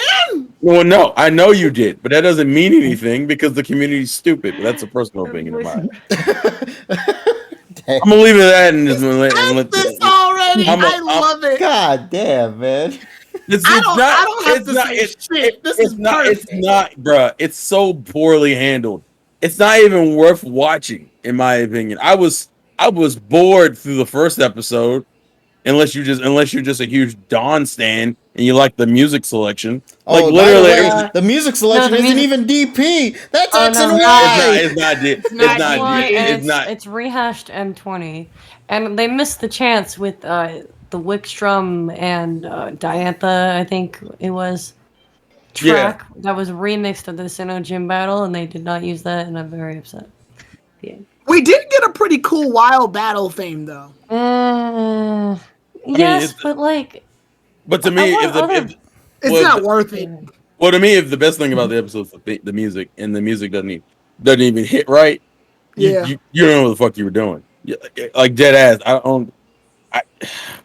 I cannot. And this is why whenever I see Twitter and everybody's like, "Bring Serena back," so I'm like, "No, don't bring any of these fucking characters back." I'm gonna sit here with my poster of Iris and be like, "Best girl." I don't even believe it personally, but right now I'm very confident in just putting that poster up and being like, "Best female rep in Journeys." Fuck all y'all. That's where I'm at right now. Because this shit is a travesty, man. I wish you should have just gave her a Karina treatment, and that would have been an improvement. What this is, she's brain dead, and she doesn't even do contests in the fucking episode. It's up a little show off of one of her most basic combos. That wasn't even like a superb combo of anything. It was just Whirlpool. That's what I'm saying. That's what I'm saying. It's like one of the first things she did in the season. It's like, did you think, what is this, episode 1? I know. No. Terrell, I'm gonna give you this. At least in Best Wishes, Piplup learned Hydro Pump, so it got better. Yeah.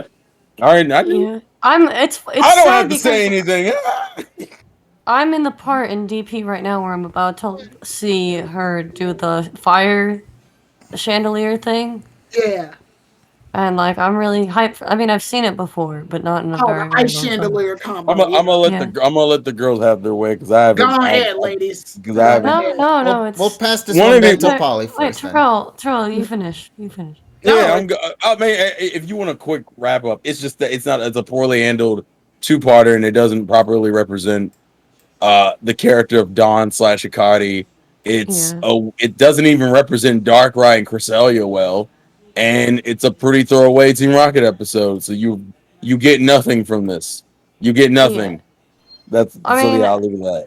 I didn't have very high expectations for the Team Rocket stuff. I'm like, oh, they're not. Bad. They're not.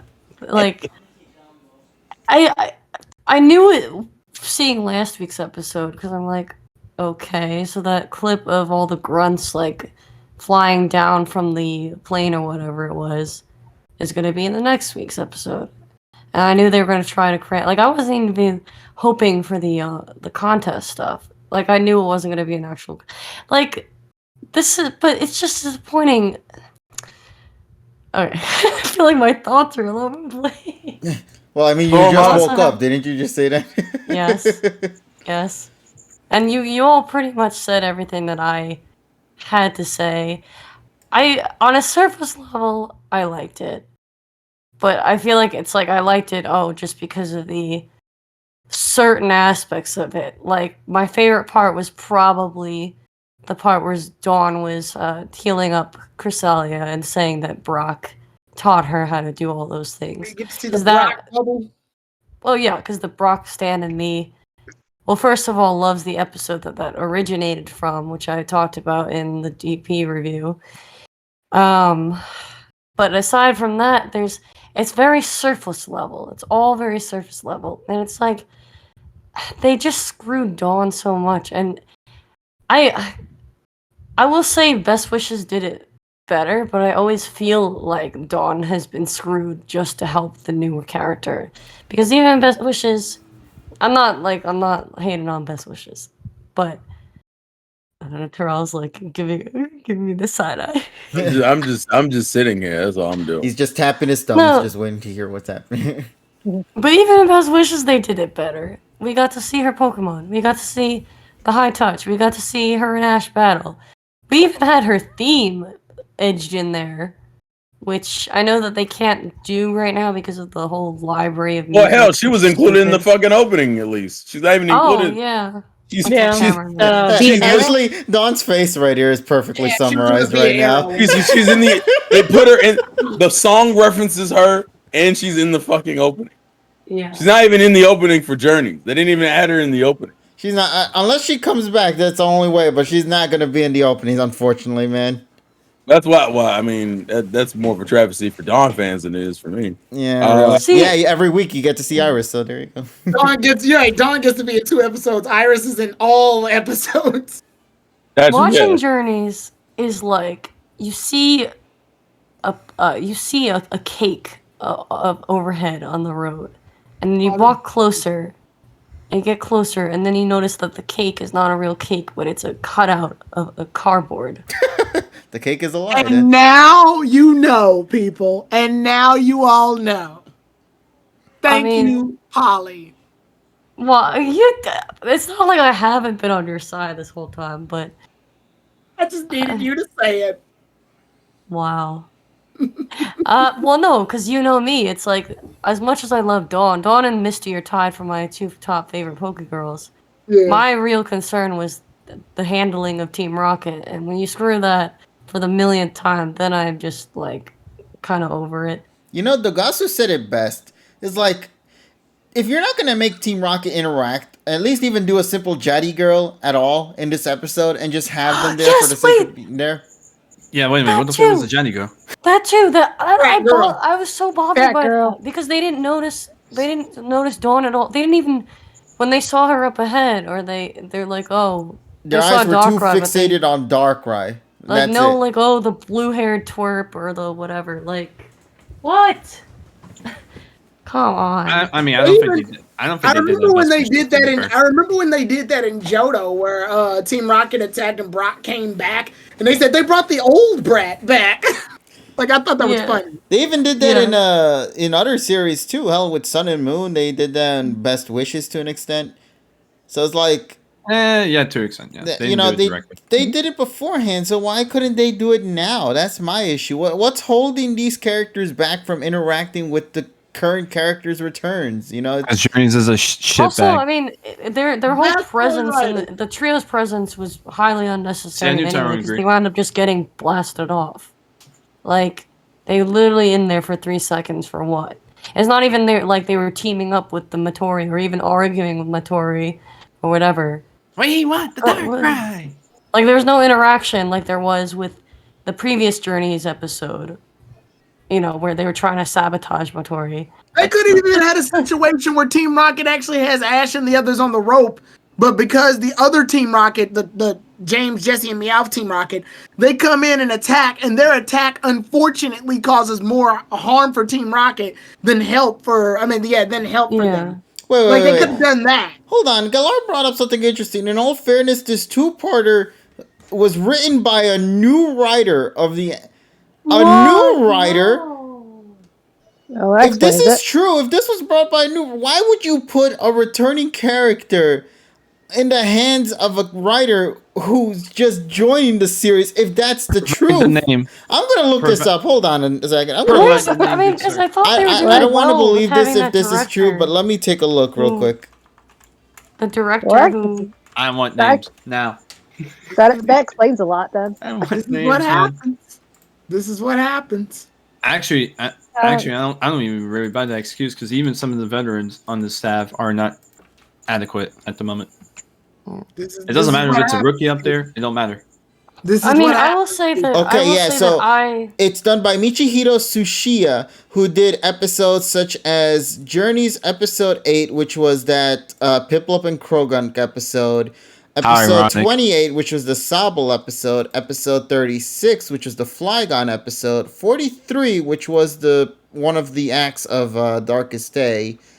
Did that Panic in the Park episode, worked on both parts of this and last week's episode, and even worked on the what was it, the Farfetch'd episode, the detective episode, and all of this is just Journeys. All of these are just Journeys episode. That's as far as it goes. No other shown signs of like BW, XY, Sun and Moon, nothing. I will say this is the last thing, is that, because I don't want to completely trash on it, because I genuinely, watching it the second time tonight subbed, it was much better watching it subbed.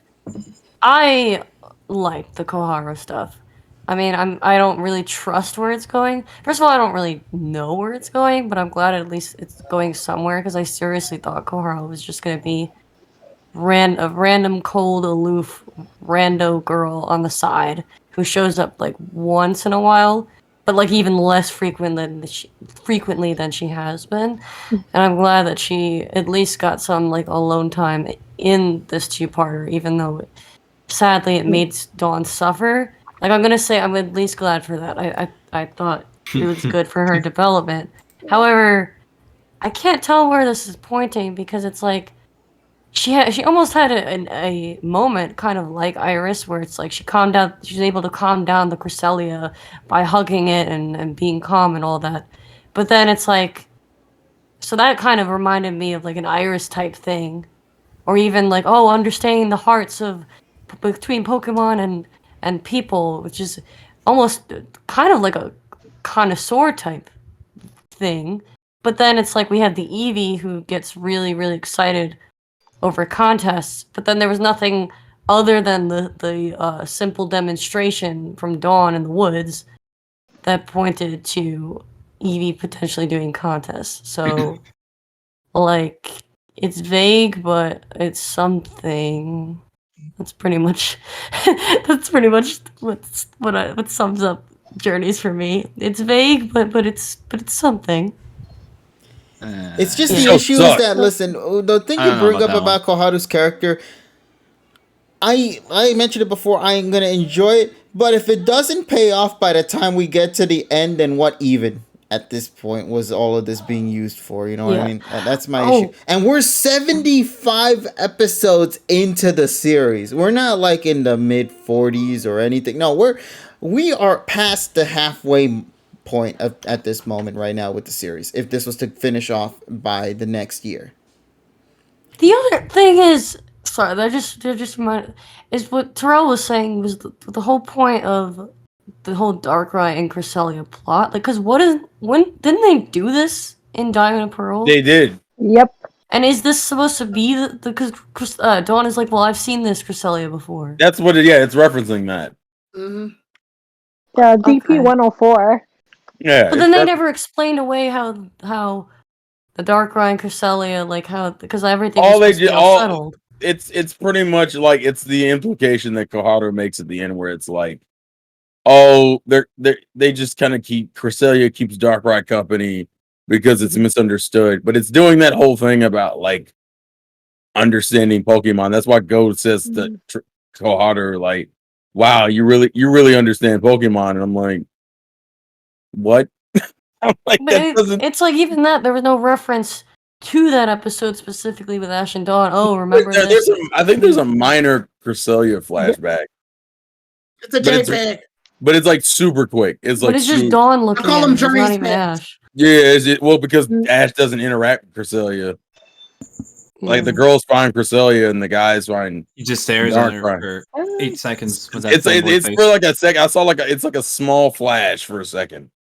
It's really short. Yeah, with the fanboy face for like 5 seconds. It just wasn't. It wasn't anything. It wasn't clear. It happens actually too quick. I actually would argue the Darkrai fight with Team Rocket happens too quick. It's literally just handled in like Darkrai beating everybody's ass, and then like it get hurt, and so Cresselia could kind of like heal it, and then it just proceeds to beat everyone's ass again. I'm kind of like, well, that seems kind of pointless. And then Team Rocket gets caught in the same dark void like everyone else, and I'm like, why did you keep them here? Yeah, because like when they get blown away once, but they don't go as far because plot. But I'm like, but they don't do anything to justify them being shown at the end. So I don't get it. Okay. There's one more thing that I forgot to mention. I'm sorry. I know I'm taking up a long time. What I did like, though, going along with the Koharu stuff, and I promised that I really liked something that Kuro said, and Kuro is here right now, and I wanted to kind of read it aloud because it's something that I really did like. Basically, he said, there is a big part that Dawn really helps Koharu with. At least this is my understanding. You don't need to choose a path for you or Eevee. You don't need to evolve. Piplup didn't. Instead of choosing a path to take, you can always choose to stay the same as you are now. And basically, don't fix what's not broken. Dawn shows Koharu the alternative of, there's another choice, the choice of staying the same way you are, which in insight, it shows why her character feels stagnated and she's not a top coordinator yet. So... You know the irony? I just looked. I'm rewatching some of the best. I'm sorry. The bitch got done saying she went through the Unova region, the Sinnoh region, the Johto region, and all the others. Growth has to happen at this point just by proxy. I'm not buying that bullshit. Sorry. I'm also gonna throw out something here. Well, Kuro, you knew that. Kuro was excited for this pod tonight. I want to throw out something real quick. So I went back and started watching some of the Iris and Dawn clips, and I just realized they're literally using the same concept from those episodes, which is the episode where like Iris and Dawn get lost and they're separated from the boys. The difference is that they end up bonding properly. Like, and ironically enough, Dawn is very free spirited in that episode too. The whole no need to worry, she does it there too. It's ironically enough, but I think it's more of a mix where she's carefree, but it's not to the ridiculous degree where she has like ADHD like she does in Journeys. Mm-hmm. But I'm like, so you didn't even the idea isn't original. You just threw it with the Darkrai stuff, which doesn't even really isn't relevant to the girls until the very end of the episode. So I'm just like, yeah, if you want to see the girls get separated and have their own adventure, do the Iris and go watch the Best Wishes episode. Why? Because at least then you get to see both of the girls' good points in that episode. I don't know. I almost want to go rewatch it just to. But yeah, wait, which one specifically? The Dragonite thing? No, it's the. I think it's before. I think it's the second or third episode after, because I actually was watching Black and White with Iris and Dawn today of all episodes. Yeah, it's the one where they get separated from Ash and Skyla. The only good thing from the Dawn return in BW was Silent smacking the shit out of her in that one sequence when she did the. Are you talking about when you mean when she like pushes him when he pushes her out of the way? Yeah, pretty much. Yeah. I'm gonna be honest with you, I just found that shit hilarious just because it was so out of character for all of them, really. But it worked so well. Man, listen, violence is fine as long as no one dies. Pretty much, yeah. But yeah, so You're probably talking about this clip, by the way. let me see. Just annoyed because I liked the conversation in the beginning with the campfire, but it's like just to cram it all in. It's like they should have met Ash at the end of the episode. Then the whole next episode should have been the entire Team Rocket and Midoriya thing. No, and the whole next episode should have been Dawn. The problem is that watching Dawn at the contest. The problem is the second episode has everything, has all the plot in it. Yeah. The first episode literally has set up, but like the second episode even has the contest, like her showing off, quote unquote contest. Well, showing off her contest outfit in a pip-up move that they use, right? All that's in the second episode. What is in the first episode of value, other than the setup? Yeah, I literally can't think of anything other than the weird Dawn's introduction and getting their shit wrecked by a ride-on. Yeah, and even Chad brings it up. The most important thing about Dawn and Ash's dynamic: where the hell was the high touch? That was the part I was more pissed off. Backstreet Boys. Yeah, they're distancing themselves as Dawn is touching Ash's back in the beach scene. Okay, that's one thing I want to bring up. I hate that ending of the episode because it showed me a glimmer of what could have been, man. No, that little sequence at the end where they're just having a good time. What did I always say every time we see characters returning? I just want a moment for them to just have a fun, genuine time, catch up on things, and just show off what you've done. And that's kind of what I got at the ending of that episode. It felt like everybody was having a good time. Everybody was just getting fun in the summer vacation. That's the whole point. But like, that's it. It's like a tease. Have you ever had a moment where you're watching something or playing something and it's getting so good and then it just abruptly stops?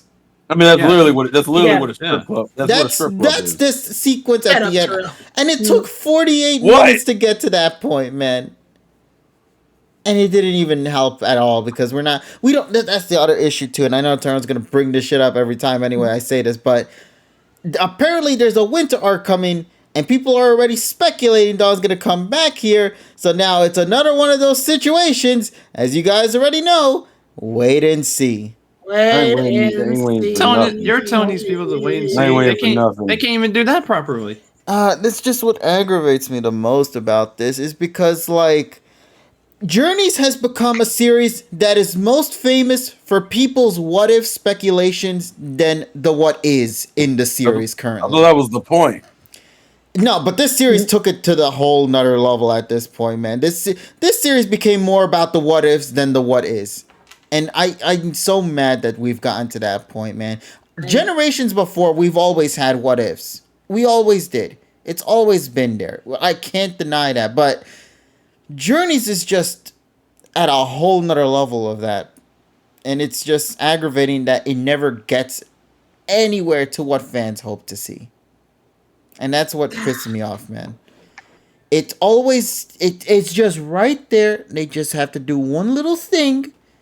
And it could redress a lot of things of complaints. At this point, I'm not willing to give them that luxury anymore. I don't think it's one little thing. If it was one little thing, one little thing over 70 episodes, it stopped being one little thing. No, I meant like when it was starting and all. You know what I mean? Like with these sequences, it was like, what if this or what if that? Like it came from small and then grew to an astronomical level that at this point is just this giant thing here. What you're really saying is it snowballed. Yeah, it just pretty much snowballed.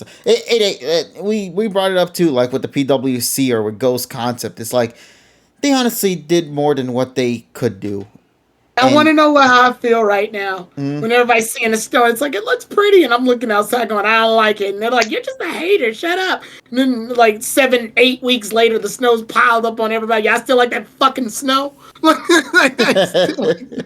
And then all they'll say to you is shut up. Shut up, Tyrell. To be fair, I've been pretty consistent. Well, good luck pulling out of your drive-through. Terrell and I shoveled already, so fuck y'all. Oh, I mean, I've had mixed feelings this whole time. There's certain episodes I've loved and certain episodes I can't think of an episode. I don't think there's any Journeys episode I inherently love. I can't think of three I like. There's 3 or 4 I like. No, there's 3 I enjoy. Episodes for the ones I like. There are episodes I enjoy. Yeah. Iris JN30. I like the Biskies episode. I like the food contest episode. I like the Psyduck episode. Oh yeah, and I do like the Greedent episode. That was the only time where they actually redeemed the fat squirrel for me. Yeah, man, the fat squirrel. I don't like his fucking design. Nessa, I'm sure you got something to say too, so go ahead and say your piece, because she hasn't gotten to talk. One piece. Oh yeah, I've been kind of quiet because I'm like, ugh. Yeah, you brought your little pieces here and there, but sorry, let's yeah, hear your extent. It's okay. Yeah. No, I basically from my thoughts of it, from the trailer, from what I saw, I think I kind of my reaction when I saw the first part of the episode, I was like, oh, I thought it was gonna be more action packed because the way to get showing Team Rocket's gonna be fully involved with the whole Darkrai and Cresselia. But then I think after realizing, I'm like, wait a minute. So they really showed any of that. It's gonna be everything's in the second episode. So my reaction to that is just like, okay, so it's not gonna be action packed just like the trailer. So, but the good parts I did like about the two-parter is like I didn't mind for Koharu's development. I know everyone's probably saying. But it seems like, of course, like I did enjoy like a lot of the Koharu Dawn moments, so that was probably my favorite parts from the two-parter. Like even though Dawn, we already talked enough about Dawn at this point, but I like the little moments when the girls were just hanging out and talking, and then I know recently you did brought up the point where about how Dawn's pit love didn't involve and Evie, and then how Evie still decided what to do though. So, but it seems like they're still trying to leave for Koharu. I guess whatever direction she decides to do at this point, we don't know. But we do know like she doesn't want to become a professor like her dad. But you never know, that can change. So that was like the big positive, and then also like the animation with the Team Rocket bit with Ashko and Dawn and Koharu. I enjoyed that quite a bit. So that was like the two biggest things I enjoyed. But then once we got to the lot of the Bado with Dawn, I think like I already mentioned quite a bit. I was like, what the hell with Dawn? I was like, this is not her. With her climbing trees, like her like being so carefree and so she's like a totally. She kind of like reminded me of female Ash more than Dawn never. And so I was just I was just like, okay. So I was like, that's not Dawn, but all right. And so then, of course, Koharu got annoyed. And then going to the second part, I was actually more worried that it's going to be like rushed with everything. But surprisingly, I was surprised there was a bit better pace to me compared to the last episode. Because I initially thought it was going to be like, oh god, so how they're gonna cram like the whole Team Rocket, how they're gonna grab her. I originally thought they're gonna do the contest, like they're gonna get to the Internal City and do the whole contest thing, but obviously they didn't.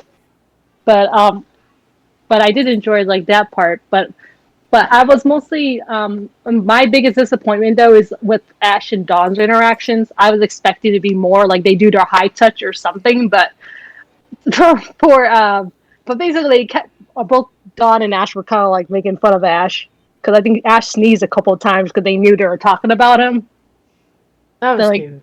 That was cute though. Yeah, that was cute. I was like, they knew he was talking about this. He was like, oh yeah, I have this one crazy friend who like he's getting excited about all Pokemon, and then I kind of love it that little connection towards the end that they got to know each other. So that was cute. But other than that though, and then also I think Go barely interacted with Dawn though. It was just mostly just them two.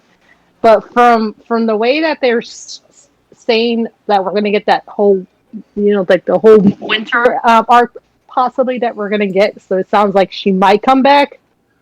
Because like by the exchange also, since Koharu and Dawn exchanged numbers, so they'll probably be in contact. So it's probably not going to be too much of a surprise she comes back. But otherwise, like, in the part with Koharu, for my take, with Koharu and Dawn, I enjoyed. Everything else, I'm like, they could have, like the Darkrai Cresselia and Team Rocket, they really didn't need to be in there. Like, there was just like no excuse. There was really, like, yeah, no point, to be honest. So that's basically my take with the whole two-parter.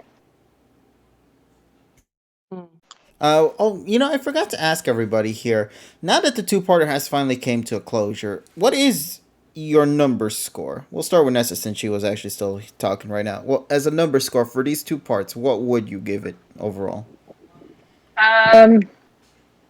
In entertainment wise, like for me, like entertainment wise, like I would give it 8 to 10, but story wise, it'd be like a 5 out of 10. All right. So Polly, what about you? I'll give it 6 out of 10. Overall? Yeah. All right. Terrell? 3.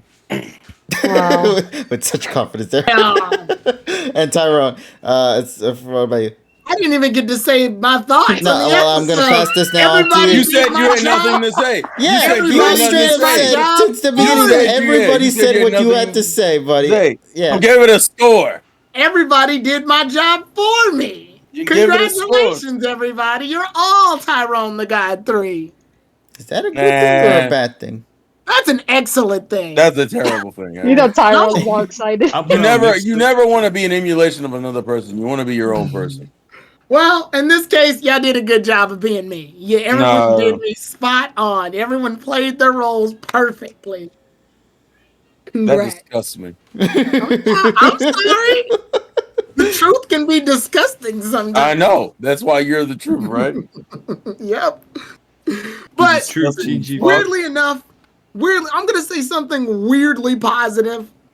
And it involves the conversation and during the campfire that a lot of people didn't really talk about. Actually, I'm really surprised. Well, that's because we saved it for you. Clearly, no, you did. Yeah. Anyway, I guess it's because it's the format of like how it's set up, and it doesn't really add dangerously anything. But Koharu is put in a position that actually weirdly warrants her meeting Dawn. Dawn still isn't necessary for this episode, but she is a character that kind of like weirdly fits the mold of like the quandary she's having. So Koharu's father is a Pokemon professor, and people expect her to do the same. So they pair her up with a character who has a mother, a parent that does the same thing that Dawn is doing, that she's pursuing the same thing her mother's doing. So they are opposites in that sense.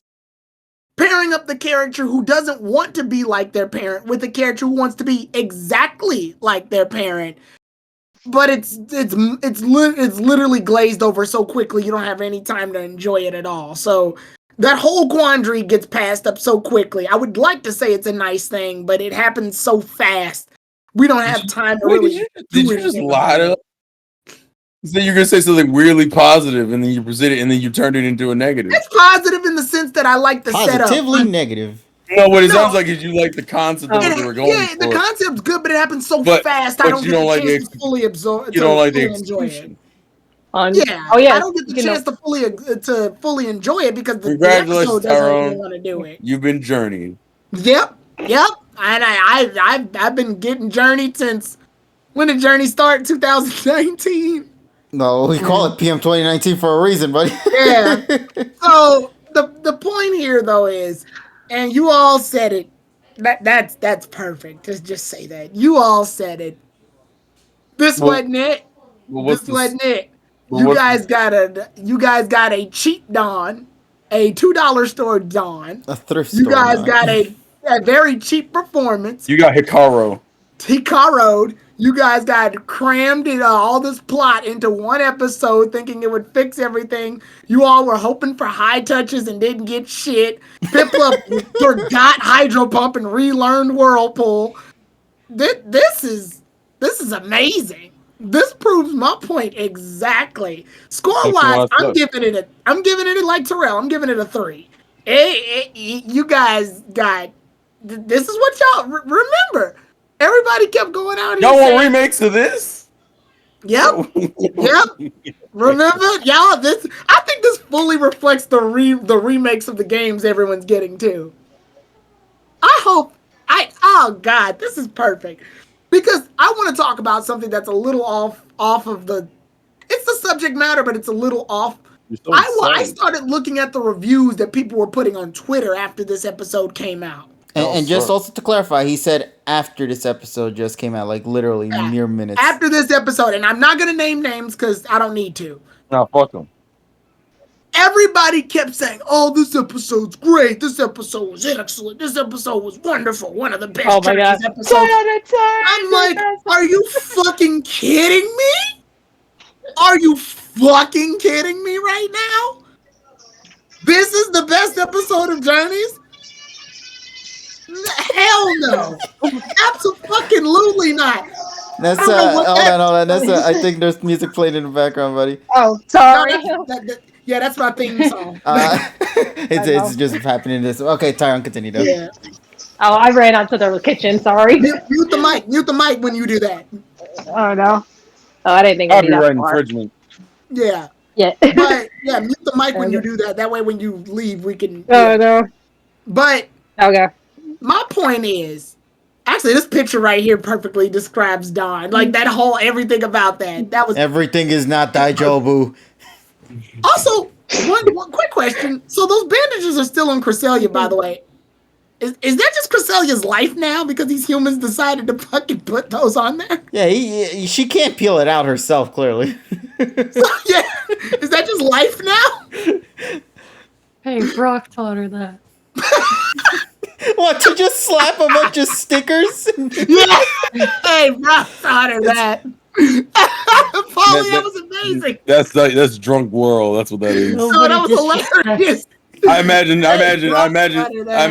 imagine her sitting at the bar with a bottle of whiskey, looking over. I have something. Oh God! And she's like, "Hey, Brock taught her that. Brock taught her that. Don't you dare say anything about my husband." I just said, "Where's the best?" You all did perfect today. I didn't have to lift a finger. That was awesome. This is it. I only wish TSS were here. That's all I want. Well, yeah, but I know you don't. No, you don't. No, you don't. This is one of the most like one-sided. Well, one of the rare instances where every's all on the one side. That's why I said Tyron wouldn't want TSS here. Yes, I do. Do you think TSS disliked the episode too? I don't know. No, I think TSS had a possible. I know. I knew that without even knowing that. You know why? Because I know where his position in Journey lies. Right? He's gonna be like KG is with Sunny realistically. Moon. I want to tell myself that good, while he was more positive than us. Okay. While he was more positive than us, I feel like there were some things he probably didn't like too. I want to tell myself realistically. He would have gave this thing an 8 or a 9. Yeah. Or an 8. Yeah, he would have given it an 8. He would have given it an 8.9. It's like 8.965 to the third power or some shit. I don't know. And me and him would have fought. I'm just be real. Yeah, that's my score. It's 3 out of 10. Also, I see how people are in the chat say TSS is an optimist. No, he's not. For some reason, Journeys hits a certain line with him that he's 100% down for. I don't know what it is. I guess it's bad writing or some shit. I think it's because it's not Sun and Moon because he hated the shit out of that series. Yeah, but my problem is he only hated Sun and Moon because of the animation. That's what he. I feel like. Sun and Moon the writing so perfect, for him but was it did so horrible. many good things. My issue is that, listen, the one thing I don't like Sun and Moon, and there were some things I liked more than he did. The thing I liked about the previous series that I'm missing out from this series, and it's also showing heavily right now with Dawn. Oh, it's good characters? It's just the character itself. The character development, character growth, character interactions. Ash and Dawn rarely interacted. Well, Most of their interactions were freaking references, but they weren't like catching up to date. So I'm gonna make just an open claim here. People can respond to it. How it is. This is the worst series of the anime, and these are the worst companions in the anime. I am 100% down, and I don't like fucking Clement and Serena. People need to understand that. I'm not even a fan of Dawn, but fuck Go and Koharu. Damn, with all my, they're not good. They're not good. I am so tempted to just sit down and make like a legit video to explain why everything's wrong with these characters. But yeah, Go is the only companion though. Then you'll make and he's bad. He's fucking bad. He's inconsistent. I hate the way his mechanic is handled. In order for him to be good in an episode, Ash has to be dumb as fuck or depressed or sad. Like he's not a good character. Journey's writing is bad. When the way you build up a character is tearing another one down, that sounds like a toxic ass relationship. Yep. Guess what Journey's is? A toxic ass show for that reason. And that's the thing that toxic things do. Oh, I don't like this. It hurt me. But we brought something you like back. Remember this? Well, yeah, I do remember that. Like, it's like an abusive boyfriend. Exactly. He fucking hit me, but he brought me chocolate that one time. He hit me, but he showed me pictures of our first date that made me happy again. Like, one thing I kind of wish that. One thing I kind of wish what Journey would do, like Sun and Moon did. Be good, yeah. Thanks. No, I'm sorry. No, on Sun and Moon, how some of the characters, the days they met, and then, and they actually were like kind of came back in later episodes, like kind of like reintroduced them, like in kind of like, oh yeah, they're not just a one time. Like I kind of wish Journeys would do that. To be fair, Journeys has done that before though. The issue is just that we are now traveling the world. That's the big issue. Whereas the problem is small. It's nowhere near as consistent. And two, the returning episodes are usually worse than the beginning ones. For example, Mr. Sharktooth Boy, I think it was his name, Shoji or something. The dude that battled, the one with the Hariyama. Yeah, he shows up later. He shows up in the fucking the Absol episode. The problem is the Absol episode to me is worse than his debut episode. Also, he's barely in that fucking episode.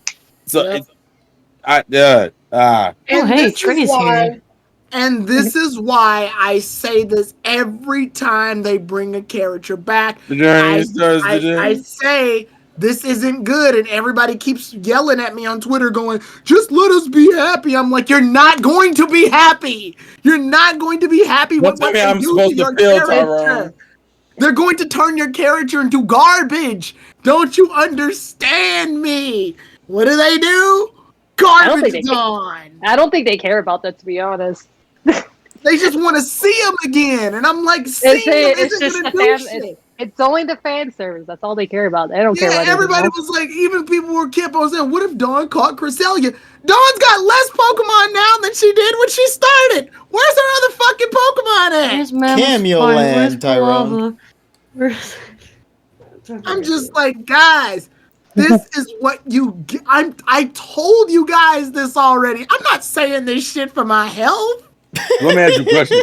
So, Tyrone, I have a question for you. What? For all this anger and frustration that comes from the series, and sadness, primarily sadness. Why are you still here?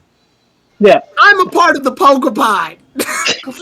That is a terrible. I didn't tell you too. You said that and you were with us with Sun and Moon. I have a question for all of you guys. Actually, I also have a question for the chat, and technically even for myself. Just say everyone. Just say everyone. You're overcomplicating it.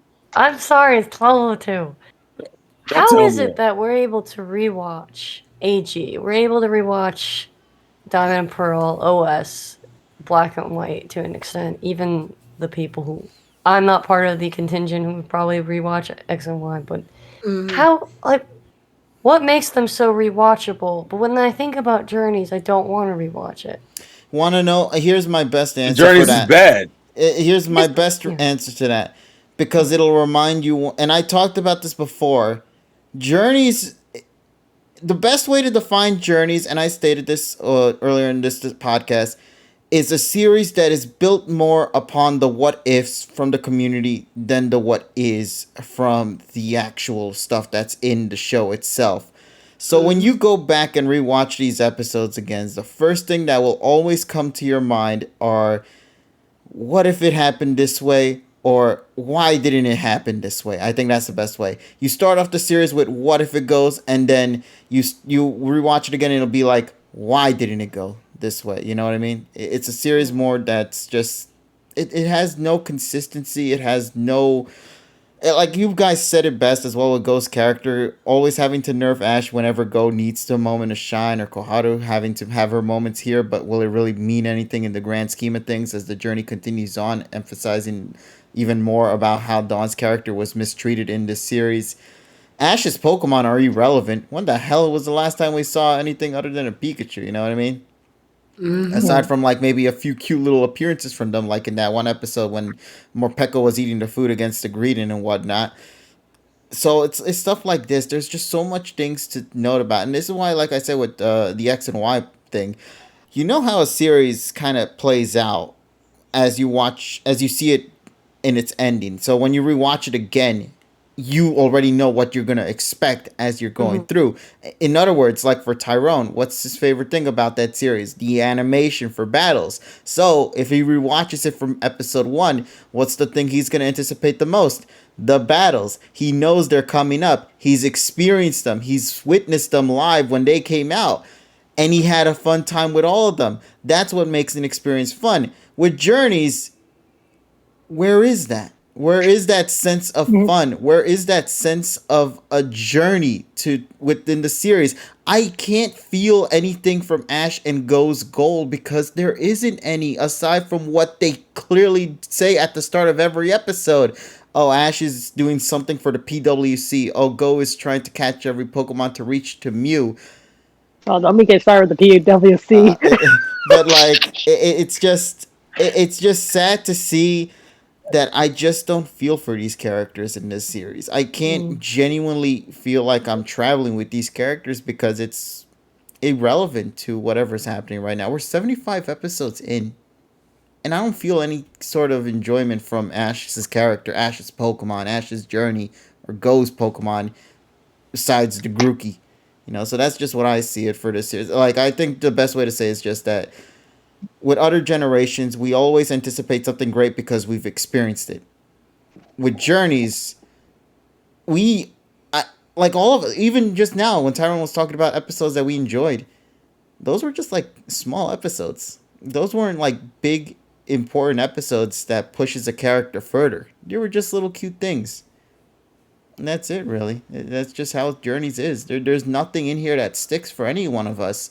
It initially started that way because when the journey began, there was this cool concept that they had in mind and all that, but like it never paid off. And it's just unfortunate that 70 to 80 episodes in right now, they're still not finding their footing. There is none. So that's pretty much all I could say on that end. You know, but that's just how I feel personally. That's why I enjoyed, like, if I have to, I'll rewatch Sun and Moon 100 times because there's just so many things about that show that while I know others might not enjoy much, and I'll just find some appreciation for it in my end. Maybe that's for Journey fans, but I don't know. In my book, this series isn't just for me, but that's okay. Not every series is going to be for me. But it just sucks that almost everybody unanimously, at least in this group, is just not vibing with the show whatsoever. You know, the music's okay, the animation's okay. I guess they fixed Ash's face from Sun and Moon. Okay, that's it. It's just okay. Yeah, that's all I can They say. thought they could use. They thought they could use nostalgia as a way to pull in an audience, but when you look. But nostalgia is in the moment and happens, so it's there and it leaves and it's something that you like, you can grasp. because you can't have. Go ahead. Go ahead. You can't have nostalgia without having a foundation built built upon it first. Like Exactly. like people are nostalgic for Dawn because they liked her development, and May too. They liked Silent's personality. They liked Silent and Iris's interactions. Like.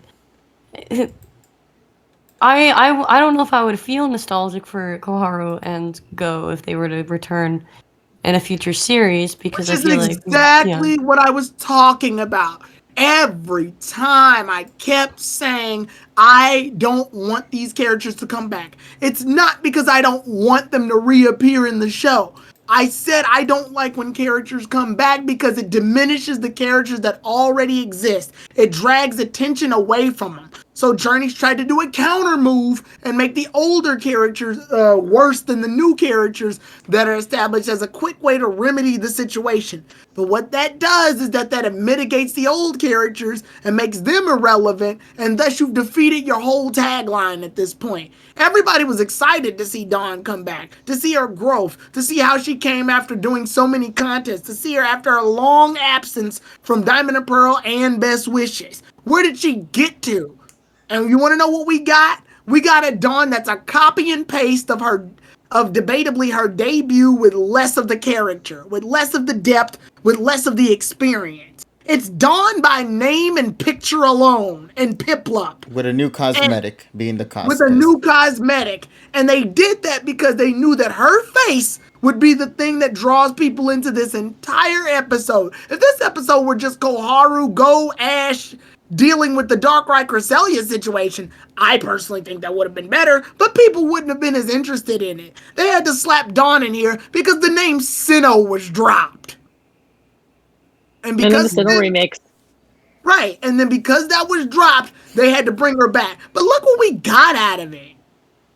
And I keep saying this over and over and over when they bring back older characters. I'm like, I don't feel like it's time to bring back these characters. Because at least with the older shows, when they did it, the characters were already established from the series that they came from. Dawn came back, but she came back when Ash and the others, Ash and Iris and Silent, were already well-established characters. May came back when Dawn was an established character, to the most part.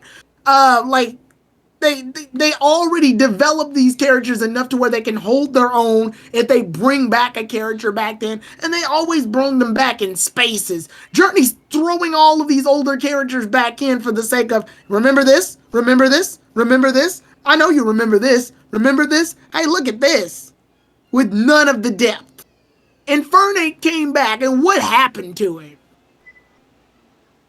But actually, yeah, Infernape did show up, didn't he? Remember that thing? Infernape's last debut is no longer it beating Electivire. Now, its last debut is it getting smacked by a Moltres. Is this what y'all want? Everybody's passed to have a final. I feel like when a character leaves, their final impression to me means a lot. And this is how Dawn leaves. You could make the argument she comes back, but for as of right now, in the present day, canonically, this is Dawn's last appearance. A shell of her former self. And everybody's sitting here, sitting here disappointed with egg on their faces because it's not what they wanted. You want to know why it's not what you wanted? Because you knew from Gate, the entire community cares way more about this shit than the writers do. But y'all keep telling yourselves, no, this is going to be great. Dawn's going to have Typhlosion. Dawn's going to do this. Dawn's going to do that. She ain't going to do shit. See, I'm surprised that they did that for Iris, though. And that's why people were expecting that from Dawn, especially given now she has 2 episodes to work with. Well, they did it for Iris because at least with Iris, they had a template to go off of. Black, White, 2. And also, out of curiosity, who was the writer for the Iris one then? Tomioka, I believe it was. The writer who has been with the series since DP. I'm going to double check on that for you, though, just to make sure. Yeah, and in addition to that, they also had Black, White 2 to reference. Like, oh, we have a design we can go off of, and we have an idea of where she would go at this point. Well, at least Iris, she did have, we got to see her development. Well, those. I mean, and honestly, I don't even think she had enough time either. Honestly, the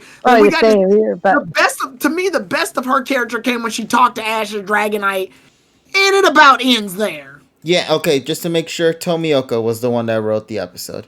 Yeah, the best we see is how she handles Ash's Dragonite, which to me is a bad thing because it hurts Ash's character. It means he's not competent enough to train his own goddamn Pokemon. So even when the show does attempt to make a character better, it makes the other already established cast worse. This is what y'all want, apparently. Yeah, Tyrone, this is what you want, apparently. Yeah, you want. And I'm just like, guys, you know what's gonna happen. They've been hitting you with this since fucking Karina came back. And everybody keeps saying, "Are you excited? Would you want XY characters?" I'm like, "Fuck no, I don't want XY characters to come back. I don't want any of them to come back." By the way, he says this after the Korean episode because y'all never heard the live reaction. The live reaction to the Korean episode was I think it was me, TSS, Richie, and Polly. Yeah, Polly was there too. Polly and Tyrone was pretty notoriously anger driven for Tyrone from the Korean episode? Yeah, because they did her character dirty. Yeah, they did her. We didn't. I don't think we didn't record it. We just I recorded it. It was early. But you never. No, I uploaded the clip of us reacting to Karina's loss, and everybody was just at a sigh of disappointment when that shit happened. Specifically, most loud from Tyrone. Well, Tyrone was like Tyrone. I imagine was just a simple, "What the fuck?" Yep. No. See, Tyrone was young. He only saw early journeys at that time. He didn't know what he was going to anticipate. He was naive. Yeah, he was a naive little one. He thought the show was good. But after that, I realized all of that, and I'm like, guys, you don't want older characters to come back. Wait, Tyrone, you had to get your dog shot before you realized, man, maybe you don't want to hang out at the back of the yard anymore. I don't think that's a good idea. Like I said, this is the problem. Like, this is the problem. I make a video. That's what I'm gonna do. I get so upset when like people. Obviously, when I say my thoughts and opinions and criticisms, people always keep saying like, "Oh, you're saying this because you're just this angry fucking like person that has something against journeys." I'm like, I'm using what I physically see in front of me as proof. This isn't me just talking out of my ass. Yeah, I don't see that. And it's only taking up till about now for people to start seeing, you know what, maybe Tyrone isn't talking bullshit. Oh, no, they won't say your name. They'll just say, "Oh, I learned that it's..." Yeah, of course they learn. Yeah. Experience is the best teacher. Y'all just been schooled. College. Honestly, I just like don't give a damn for the longest time. So that's why I'm like, well, I just learned to have no expectations. I've been disappointed since. No, I'm gonna just put out my video against Go, and then once that's out and people have received it, I'm gonna walk away from Pokemon for the next 2 years. Well, the animated, because I think that's where I'm at with it mentally. Until Iris's episode where she comes back, and then you'll rewatch the whole thing. No, I'll watch clips. I'll watch clips. That's it. That's all you getting. Did y'all remember Ash still had a Surf Edge? You bring up the Surf Edge, but not the Gengar? Like, where's Ash's I don't fucking know, Polly. Where's Ash's Pokemon at? That's not named Pikachu, by the way. They're in the intro. What's wrong with you guys? Come on. They're in the intro. Wait till we get to the next part. By the way, I do want this to be stated. I did say at the beginning of when this new opening was first shown off, and you guys had already reacted to it. I mentioned when I saw it, I was like, "There's a high chance that this shit that road trip is never gonna happen." Y'all like, "Well, I mean, if they put the Gary and Iris stuff in here, there's a chance the road trip's not happening." I hope y'all know that. Leon canceled it. also, by the way, we saw the preview of the next episode, which is a filler episode on Alola, that literally has nothing really to do with Alola. It's more of just Team Rocket. It's Team Rocket reunion episode. That's all. Let me bring something up because given Sunny Moon Stan here, I need to address this bit here. It has been not in the Amazon release, but like in the TV release of this upcoming preview. They showed off that Ash's recognition of him being an Alolan champion is going to be addressed in this upcoming episode. Oh, I saw that. Here's my issue, though.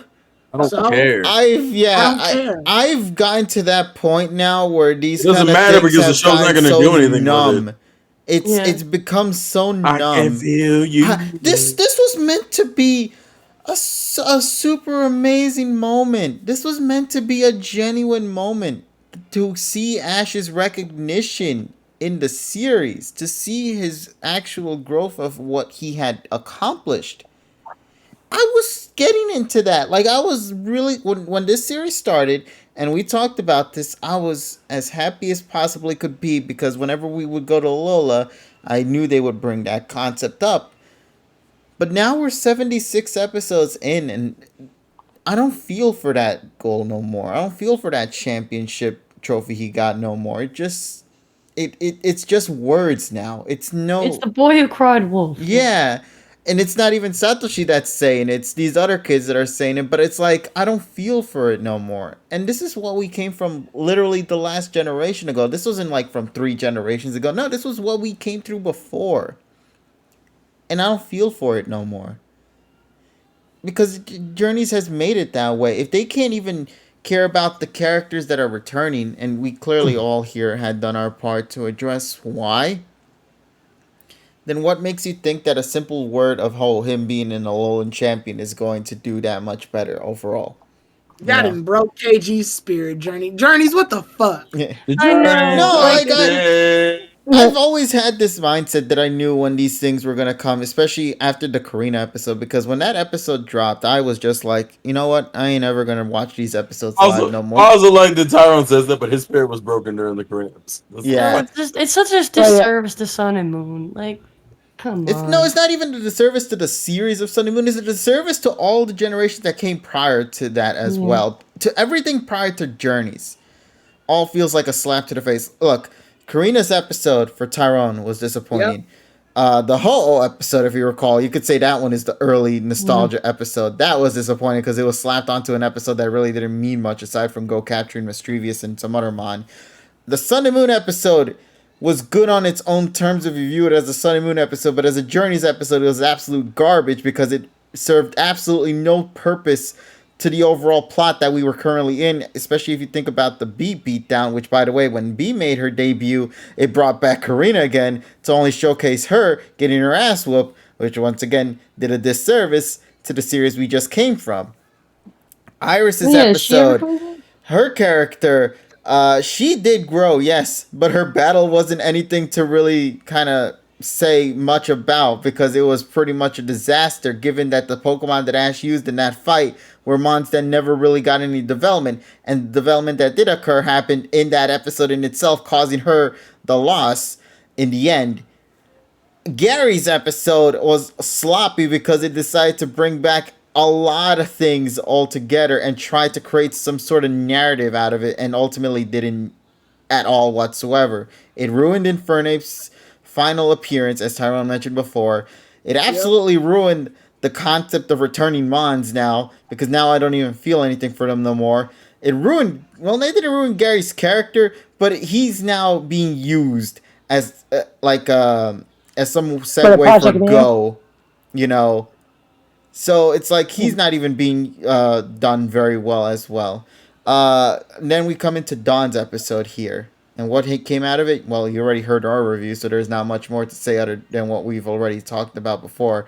So far, these returns have done nothing to this series other than just bring an average to even disappointing levels of just content.